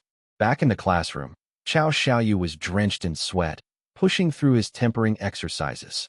The kid had lost a noticeable layer of fat over the last month. His movements were precise and standard. He had finally mastered the basics. A good teacher really does make a difference, I thought, giving myself a mental pat on the back. I pulled up my status panel. Technique: the starry sky is calling, level 4, muscle rhythm. Progress: 1 out of 3,000, great success. Movement: phantom steps. Progress: 276/3000, great success. Combat: wind shadow blade. Progress: 5 out of 3,000, great success. Martial space: LV1, 1 out of 100 progress. Available time: 150 days. I rubbed my temples, recalling the flood of information that had hit my brain when the technique leveled up. Level 4 was all about muscle rhythm. It meant using my breathing to harness the power of my heart, sensing the hidden nerves within my muscles, and controlling their every twitch. Now, every time I exerted force, I could vibrate specific muscle groups to maximize power. Before, I only half understood what Teacher Wan Keshin meant during his lectures. But the moment the panel upgraded, my body just knew. It was an instinct. With the panel and the time acceleration of the martial space, I was basically a genius on a budget. Then, something caught my eye. Why was there still a progress bar for the starry sky is calling? In this world, techniques are ranked: entry, proficient, mastery, great success, and perfection. But Wan Keshin had specifically said this technique only had 4 levels. I assumed it was different from combat skills, but my panel showed a requirement of 3,000 proficiency points, exactly like my movement and blade skills. Did that mean a 5th level existed? A state of perfection? My heart raced. Every time this technique upgraded, my tempering efficiency doubled. In 2 months, I had gained 11% progress. With the efficiency doubled again at great success, I was confident I could hit the 3rd level of body tempering within a month. If I could push it to perfection and double the speed again, my growth would be terrifying. I didn't doubt the panel for a second. If there was a progress bar, there was a way to fill it. However, looking at the 150 days of available time left in the martial space chilled my excitement. 3,000 points of proficiency was a mountain, and 150 days was just a drop in the bucket. To get more time, I had to kill monsters. But in this city, there were no beasts to be found. I sighed and shook my head just as Chao Xiaoyu finished his last set. He collapsed onto the floor, gasping for air. "Coach, you're awake?" he panted. "What's wrong?" I asked, glancing at him. "Not enough training for today?" No. He scrambled over to me, looking hesitant. He opened his mouth a few times, but couldn't find the words. "Spit it out," I said impatiently. "Coach, I won't be coming to class tomorrow." "I know. It's the weekend. Go spend time with your parents." They lived in the provincial capital and only came back to see him on Saturdays and Sundays. "It's not just a weekend trip," he said, his voice dropping. "My parents said that since I actually have talent, they don't want to waste it. They're moving me to the provincial capital. They hired a professional martial artist to tutor me." I froze and looked at him. "So, you're dropping the class? You want a refund?" "No, that's not it." His face turned bright red. "Coach, I'm leaving tomorrow. Aren't you going to?" "I'm joking, kid." I laughed, reaching out to ruffle his hair. "The capital is a big step up. If your parents found a real martial artist to teach you, that's a massive opportunity. Don't be all mopey about it. We'll meet again in Shinjo." With his talent and better resources, he'd probably hit the 3rd level of the Starry Sky is Calling in less than a year. "Yeah." He puffed out his chest. "A man keeps his word. Coach, I'll work hard. I'll see you in Shinjo." I patted the back of his head and picked up my blade, turning to leave the room. But as I walked away, a hand grabbed the hem of my shirt. I turned around. The brave little guy was gone, replaced by a kid with a suspiciously flattering grin. "Coach, since I'm leaving tomorrow, can you take me out to see the world one last time?"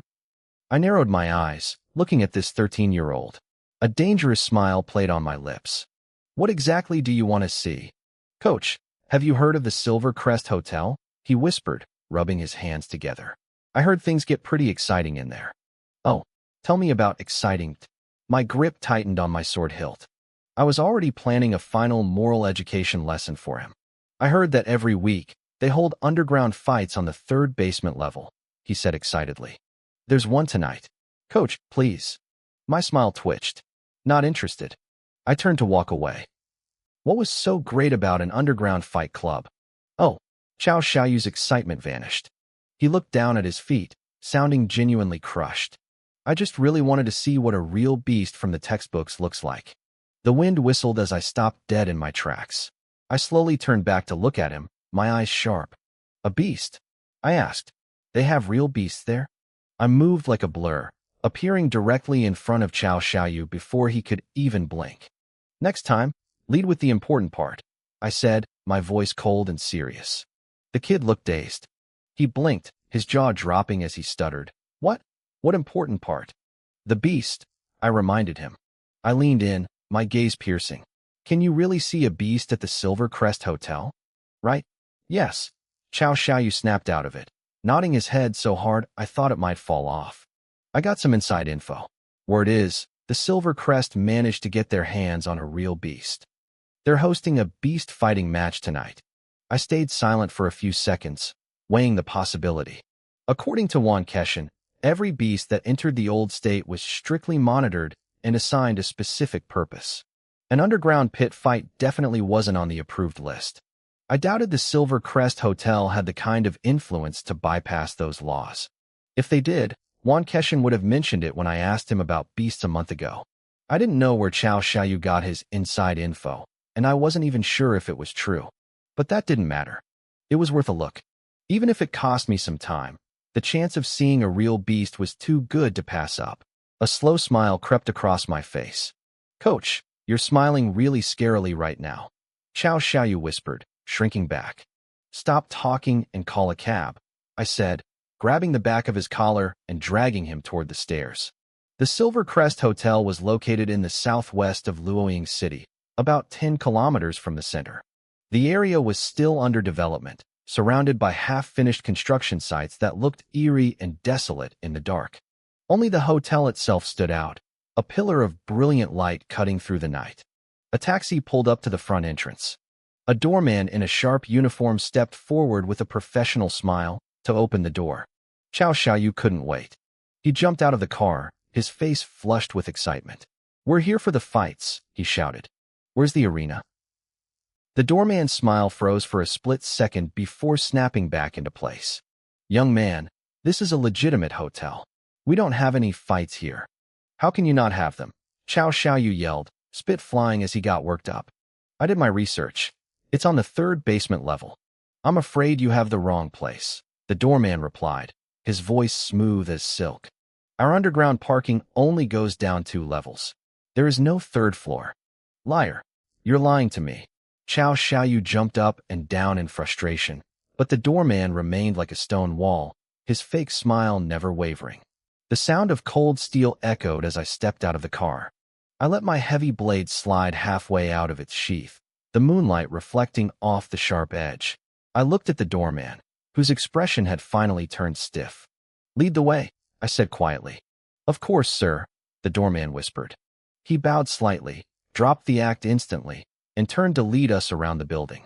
"Wait, what?" Just like that. Chow Xiaoyu stared, his face turning bright red with indignation. "That jerk. Why did he ignore me but listen to you?" "Use your head," I said, swatting the back of his skull as we followed.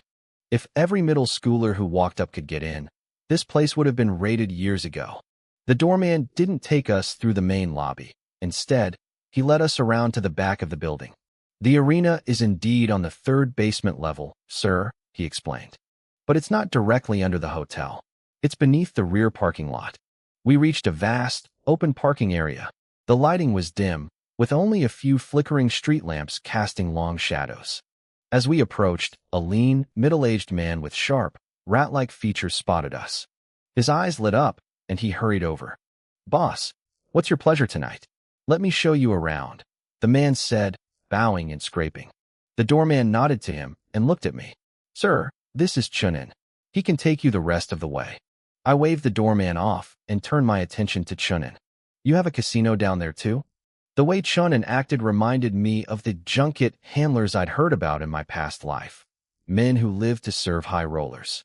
"Boss, you didn't know?" Chunin asked, sounding surprised. Chow Xiaoyu huffed, crossing his arms. "We're here for the beast fight. Just move it." "Understood, understood." Chunin nodded vigorously, leading us toward a small shack that looked like a security booth. He didn't stop talking for a second. "The area under this lot has 3 levels. The first 2 are for gambling. The fighting is on the 3rd. Do you have a favorite fighter yet? I can help you place your bets. If not, don't worry, I have the best intel. I'll help you pick a winner." "Best intel, huh?" I raised an eyebrow. "Then tell me, how many fighters on the 3rd floor are above level 5 of the body tempering realm?" Chunin let out an exaggerated gasp and looked back at me. "Boss, you've got to be joking. This isn't the provincial capital. Aside from the 3rd-year martial arts students, where are you going to find that many level 5 experts? And those kids who make it to the 3rd year? They're all snobs. They sign contracts with big corporations before they even graduate. They wouldn't set foot in a place like this." "Ugh," Chow Xiaoyu muttered, kicking a pebble. "I thought this would be exciting. It's just a bunch of amateurs." "Don't say that, kid," Chunin said quickly. "Even if their level isn't that high, their physical stats are way beyond normal people. A raw, bloody fistfight is the best thing to watch. If you brought in the real masters, they'd move faster than your eyes could follow. You wouldn't see a thing." I let out a short laugh. "You seem to know your stuff." "I know a little," Chunin grinned, then lowered his voice. "Actually, the Silver Crest Arena has an ace. Officially, he's level 4, but he's never lost to another level 4. Even when it looks like a hard win, he never actually gets hurt. I suspect he's secretly level 5. If you bet heavy on him, you're guaranteed a payout." "Is that so?" I smiled, but I didn't press him on the fighter. Instead, I changed the subject. "Tell me about the security. A place this big must have a lot of laser guns, right?" Chunin froze. His eyes flickered to the blade in my hand, and his voice became cautious. "Boss, why are you asking about that?" "Just curious," I said casually.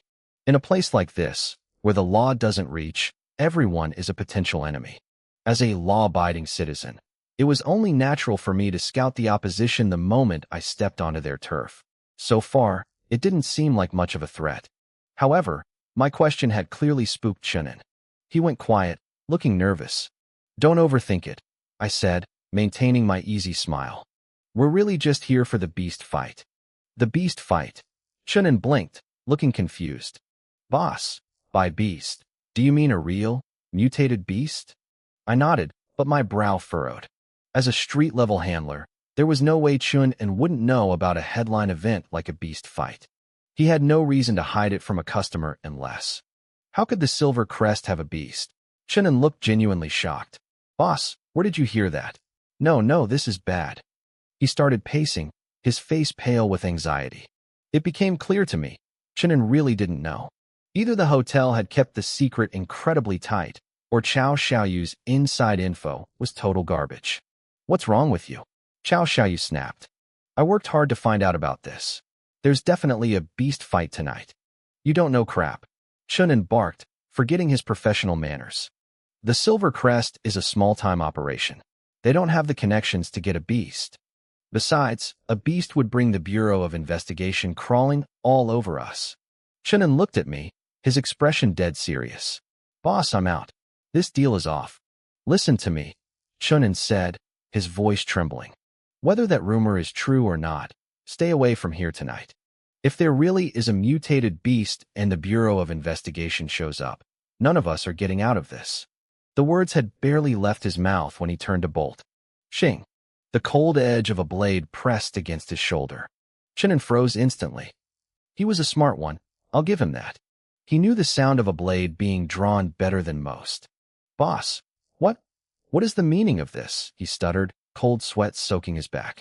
I just need you to calm down, I said. I slid my blade back into its scabbard with a satisfying click. I looked him dead in the eye, my voice dropping to a meaningful whisper. You know a beast would bring the Bureau, but have you stopped to think about why I'm here? Chunin's eyes went wide. His legs stopped shaking. He turned around, staring at the heavy cleaver in my hand. Are you one of them? He whispered. Don't ask questions you aren't supposed to ask. I snapped, cutting him off. That was all he needed. I watched his brain go into overdrive. It all clicked for him. Why I had asked about the security, why I wanted to know about the fighters, why I didn't look like a typical gambler. In his mind, I wasn't a student anymore. I was an undercover investigator from the Bureau. Don't worry, boss. Chunin straightened his spine and slapped his chest. I'll do everything in my power to cooperate with your investigation. The Bureau of Investigation held absolute power in the old prefecture. Even a low-level grunt from their office was someone the Silver Crest Hotel couldn't afford to offend. Enough talk, I said, acting impatient. Lead the way. Chunin didn't dare delay. He ran toward a small shack near the harbor and fumbled with the lock. Inside, the room was empty of furniture.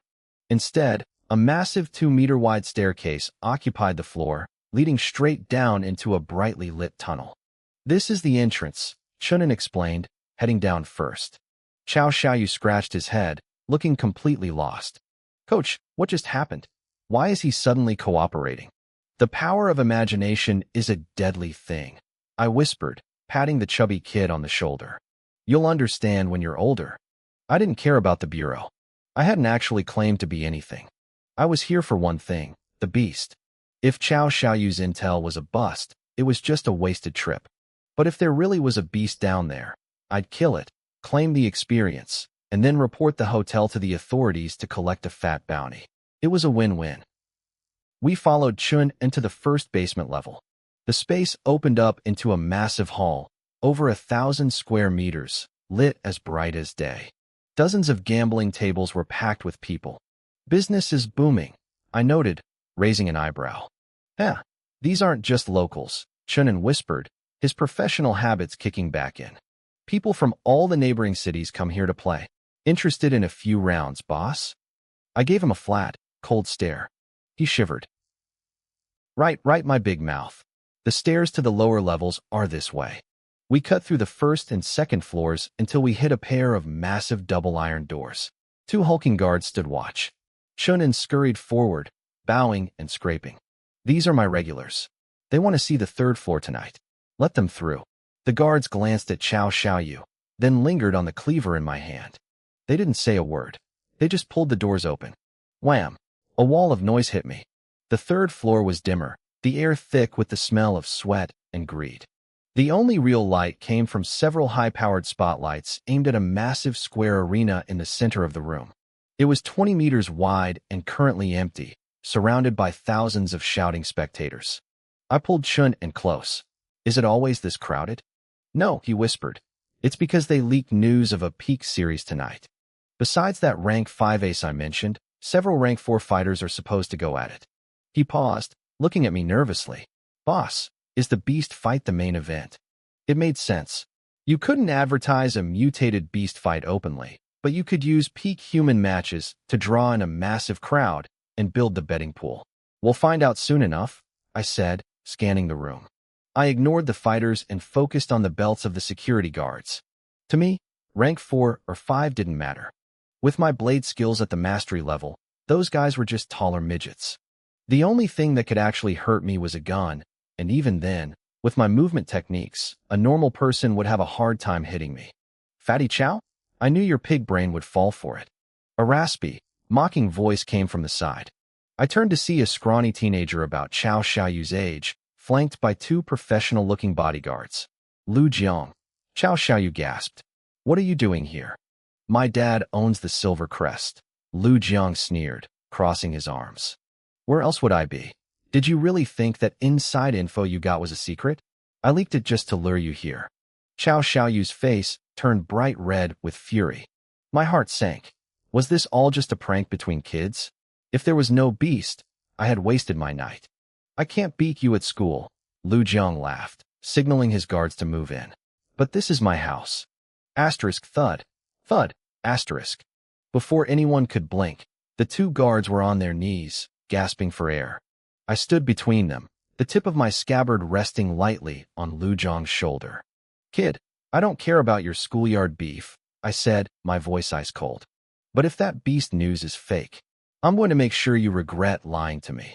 Lu Jiang's lips trembled. His legs turned to jelly. Oh, settle down, handsome. Don't be so dramatic. A soft, giggling voice drifted over. A woman in a tight-fitting qipao walked toward us, her hips swaying with every step. I instinctively looked at her hair. It was a cascade of golden waves. Not purple-red. I frowned. Her face was beautiful, but I didn't recognize her. Yet, the moment she spoke, I felt a massive sense of déjà vu. 2 months ago, that purple-haired woman who tried to kill me had called me handsome in that exact same tone. Put the knife away, the blonde woman said, reaching out with a single finger to gently push my blade aside. Don't scare my son. I sheathed the weapon, looking between her and the boy. He's your son. A student is as good as a son, isn't he? She laughed, patting Lu Jiang on the head. Be polite to the guests, dear. Mommy won't always be here to save you. Lu Jiang shrunk back, looking terrified of her. She didn't seem to care. She took a step closer to me, her pale hand resting lingeringly on my shoulder. The show is about to start, she whispered, her fingers sliding down my arm as she walked past. I hope you're ready for it. Her hand brushed across my chest with a lingering touch. The blonde woman gave a playful laugh, turned on her heel, and walked away. Her hips swayed rhythmically, drawing every eye in the room until she vanished into the thick of the crowd. Old Kai slapped my shoulder, his voice low and urgent. Who was that woman? I watched the spot where she disappeared, my eyes narrowing. Yu Qingya, I muttered. She's a mistress, Old Kai added, clicking his tongue. But don't let that fool you. She's dangerous. In just over a month, she didn't just climb to the top. She convinced the boss, Lu Cheng, to hand her the keys to this entire underground casino. I don't know what kind of spell she cast on him to make him trust her with a gold mine like this. Old Kai was curious about her methods. I was worried about her timing. You're saying this Yu Qingya appeared just over a month ago? I asked. Old Kai nodded. Exactly. My mind raced. 2 months ago, the secret base of the evil god cultists at the Galaxy Bar was wiped out. One woman with purple-red hair had slipped through the cracks. Now, a woman who felt hauntingly familiar had appeared out of nowhere just weeks later. The coincidence was too loud to ignore. Wan Keshin had warned us. Followers of the flesh and blood demon god could shift their physical forms. Changing hair color or facial features was child's play for them. I had no hard evidence, only a gut feeling. But when it came to cultists, I didn't need proof to act. I lowered my left hand. My communication screen flickered to life in my palm. I tried to type a message to the inspection bureau using only my thumb, but it was slow and clunky. I couldn't explain the complexity of the situation this way, and the bureau might not even take a vague tip seriously. I deleted the draft. I changed the recipient.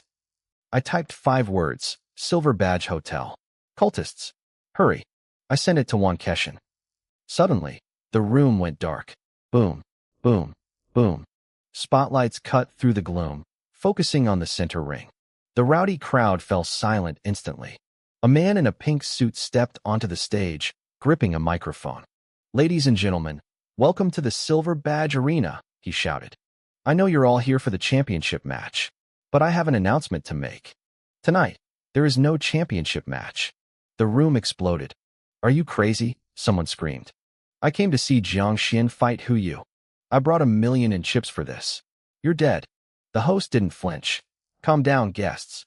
The fighters you love are all here." He clapped his hands.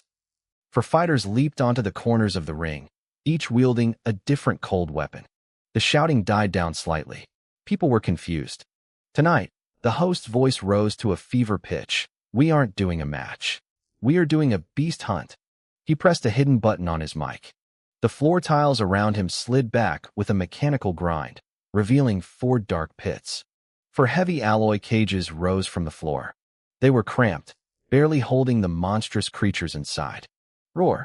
The beasts slammed against the bars, their screams echoing off the walls. The audience went dead silent. Those closest to the ring scrambled backward in terror.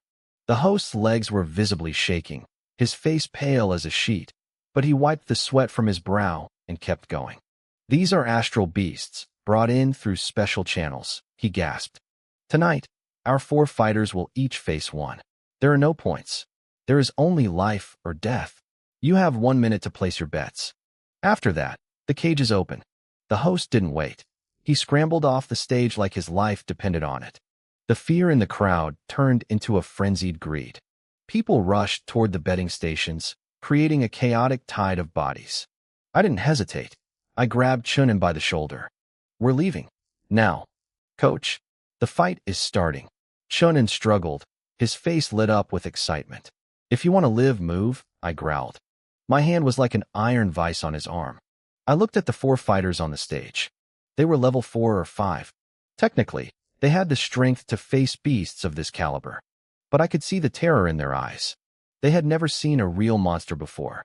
Not every teacher was like Wan Keshin, bringing live beasts to class to harden their students' hearts. I had fought creatures like these thousands of times in my mind. I knew their nature. The fighters on that stage were already broken. When the cages opened, they wouldn't hold the line. The beasts would tear through them and leap into the crowd. The security guards were just normal men with laser pistols. They wouldn't stand a chance. "Boss, there's going to be trouble," Old Kai whispered, finally seeing the look on my face. "But surely the casino wouldn't risk this? The guests here are important people from all over the region. You think they care about business?" I shook my head, dragging Chun and toward the exit. "Even if everyone survives, the inspection bureau will shut this place down the moment they hear Astral Beast. The casino is dead anyway." Old Kai looked confused. Why would they throw everything away for one show? He didn't understand who Yu Qingyao really was. I was certain now. She was the survivor from the Galaxy Bar. This wasn't a fight. It was a mass sacrifice. "Keep moving," I shouted over the noise.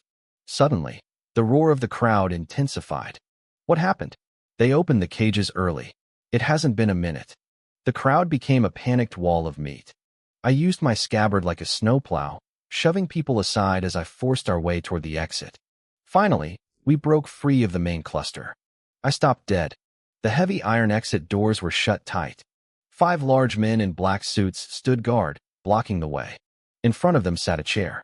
The blonde woman sat there, legs crossed, swirling a glass of red wine. She looked up at me and smiled. "Leaving so soon, handsome?" she asked. "I thought you wanted to see the show." "My friend here has a weak stomach," I said, my hand tightening on my blade. "We're done. As soon as he sees a monster, he wants to run," I said, a cold smile crossing my face.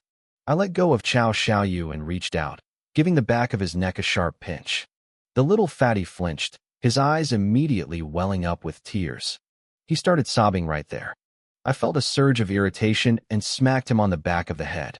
"You were the one begging to see the beasts," I growled. "Now you're crying to leave?" Chunin stepped forward, a forced, miserable smile on his face as he looked at Yu Qingya. "Boss, my client is he's not built for this. Could you make an exception? Just let us through." I stayed silent, watching Chunin try to negotiate. I knew Wan Keshin would have alerted the inspection bureau by now. They were likely already on their way. If we could talk our way out peacefully, that would be the best-case scenario. Make an exception? Yu Qingya let out a soft, melodic laugh. She took a slow sip of her wine. "I don't have a rule about holding customers against their will." Chen En's face lit up with relief. "Thank you, boss Yu. Thank you." He looked toward the doors, but the 5 men in black didn't move to open them. Instead, their hands went to their waistbands. In one fluid motion, 5 pistols were drawn and aimed straight at us. "Boss Yu, what is this?" Chen En's voice shook. He stumbled back 2 steps, his legs turning to jelly. "Don't be in such a hurry," Yu Qingya said, shaking her head gently. She looked at me, her eyes gleaming. "Little handsome, the real show is just starting. It would be such a waste to miss it." I turned my gaze back to the arena. Under the harsh spotlights, the 4 dancers were struggling to survive. One of them, weaker than the others, raised a spear in a desperate attempt to block. Crash, the beast lunged. The spear flew out of the dancer's hands. Talons ripped through his chest, tearing him open from throat to gut. The sight of the blood sent the crowd into a literal frenzy. They were cheering for the slaughter. Then, the beast stopped. It turned its head, its eyes locking onto the audience. With a massive leap, it cleared the edge of the arena and dived straight into the crowd. There were no railings. No guards moved to fire their weapons. The monster tore into the screaming mass of people, its claws flying, blood spraying everywhere. The cheering stopped instantly. There was a heartbeat of pure silence before the screams of terror took over. People scrambled, trampling each other to escape. On the stage, the 3 remaining dancers shared a look and jumped down, disappearing into the chaotic crowd.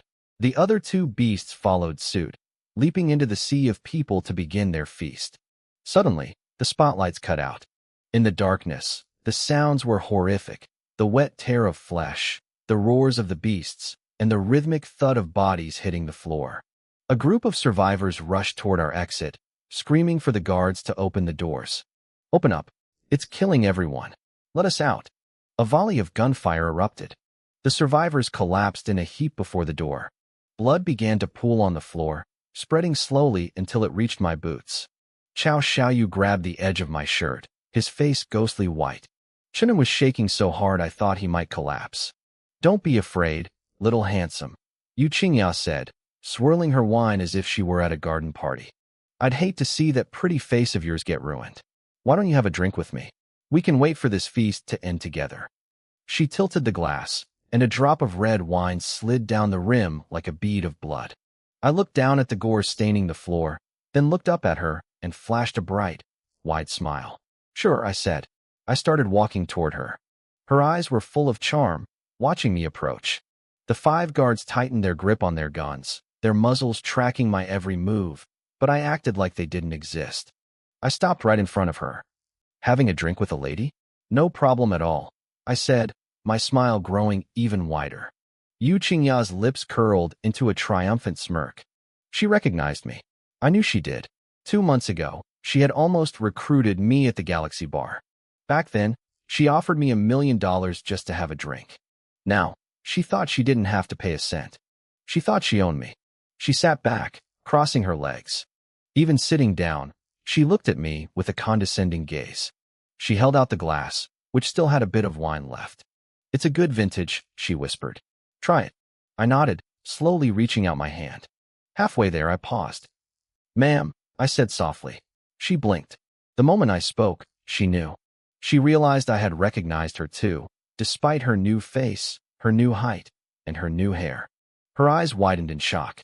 In that split second of hesitation, my right hand blurred. It didn't go for the glass. It went for the hilt of my blade. If there was no way out, I would carve one. Clang. The blade cleared the scabbard in a flash of silver. A phantom arc of steel swept past Yuqingya. The 5 guards reacted instantly, their fingers tightening on their triggers, but they couldn't finish the motion. Lines of red appeared simultaneously across all 5 of their wrists.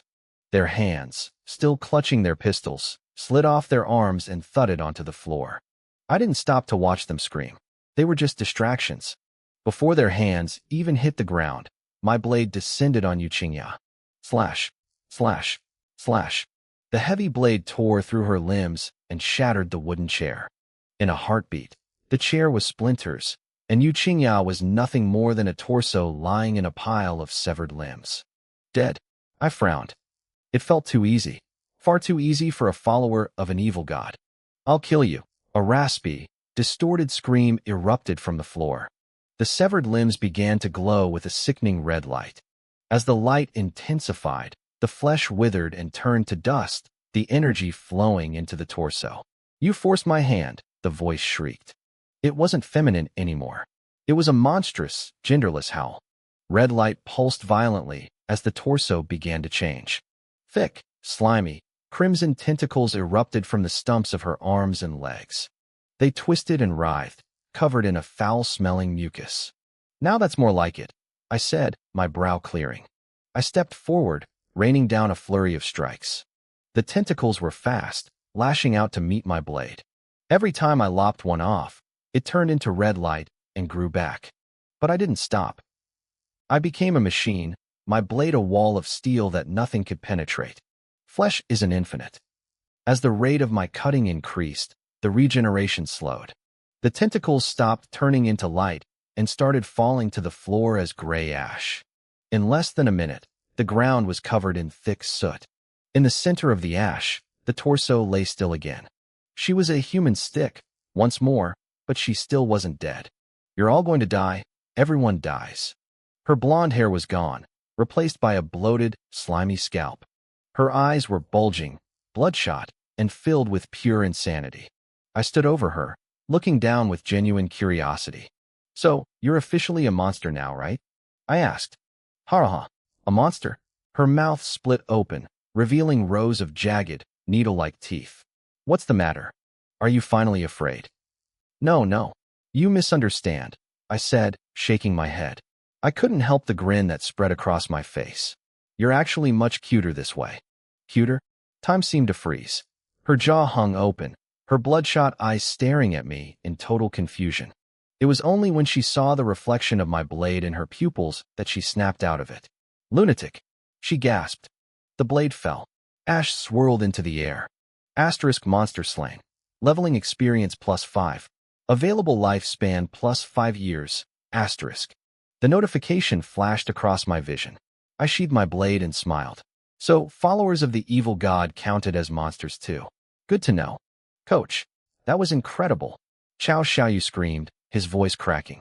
He had been paralyzed with fear when she transformed, but seeing me turn the monster to dust brought him back to life. Monster or not, you're a god. Quit shouting, I said, shaking my head. I walked over and gave him a light smack on the head, then used the back of my blade to wake up the trembling Chunin. B-boss. Chunin stuttered, looking at me like I was the one he should be afraid of. Chunin's legs were shaking like leaves in the wind. He looked at the carnage scattered across the floor, his lips trembling. Boss, we need to run. Now. He was just a small-time hustler. Tonight had been far too much for him to handle. I turned my head toward the main hall. The chaos was spiraling out of control. People were screaming, crying, and scrambling in every direction. A few of the smarter ones noticed the movement near the exit and started pushing toward us. I made a split-second decision. I grabbed Xiao Xiaoyu and shoved him toward Chunin. Take the kid and get out of here. I'm staying for a bit. Coach, I want to stay and help. Xiao Xiaoyu's voice was thick with adrenaline. He didn't want to retreat. To him, hunting monsters and saving the innocent was the path of a true hero. You're just a distraction. Get lost, I snapped, waving him off. My eyes were already locked on the snarling shadows prowling the hall. I licked my lips. The mastermind was dead, but I couldn't let these beasts go to waste. Chun-An's expression shifted to one of deep respect. He bowed low to me. Boss, you are truly generous. He didn't waste another second, grabbing Chow Xiaoyu and pulling him through the iron door toward the stairs. Generous? I had no idea what he was talking about, but I didn't care.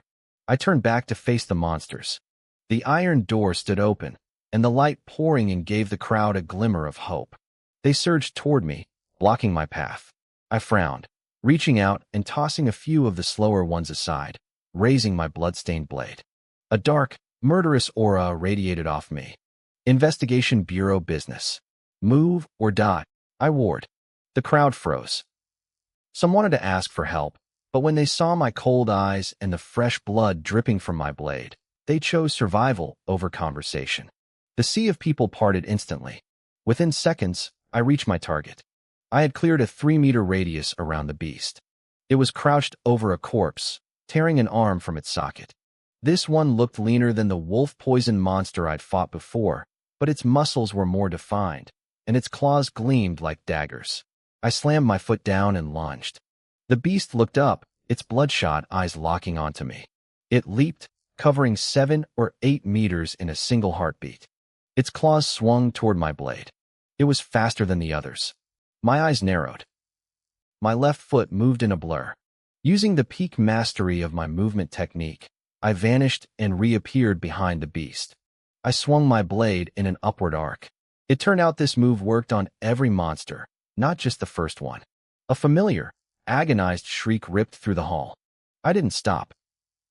My strikes became more aggressive. The beast was fast, but it couldn't keep up with my limits.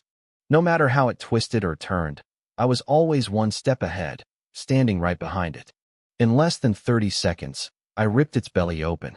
Its organs spilled onto the floor as it collapsed. Monster slain. Leveling experience +1. Available lifespan +1 year. I sheathed my blade and smiled. It seemed my special move was the way to go. If I had fought it head-on with my shadow blade technique, it would have taken much longer and drained my stamina. This was easy. Too smelly, though, I muttered, looking at the filth on my blade. I didn't have time to clean it. I turned toward the remaining monsters and charged again. Monster slain. Leveling experience +1. Available lifespan +1 year. Monster slain. Leveling experience +1. Available lifespan +1 year. 5 minutes later, the third beast fell. The hall was becoming empty, save for the piles of limbs and corpses. Near the exit, a few hundred people were still jammed together, screaming and shoving. 5 minutes should have been enough for everyone to escape, but panic had turned them into animals. People weren't just dying from claws anymore. They were being trampled to death. I looked at the last monster chasing the crowd, but I didn't move. I looked down at the floor instead. At least 100 people had died here. There should have been a lake of blood, but the floor was clean.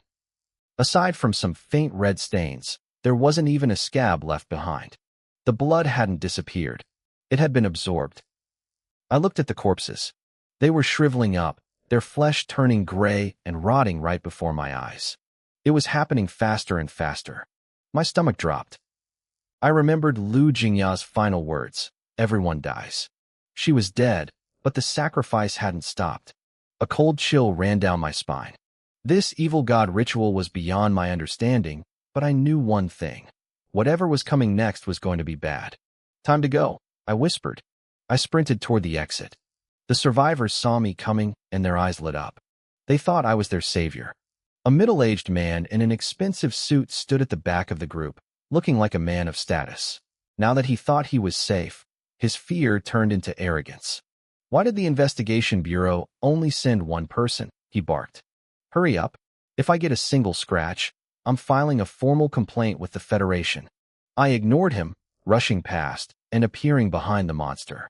I sheathed my blade and sidestepped the beast entirely. The crowd gasped.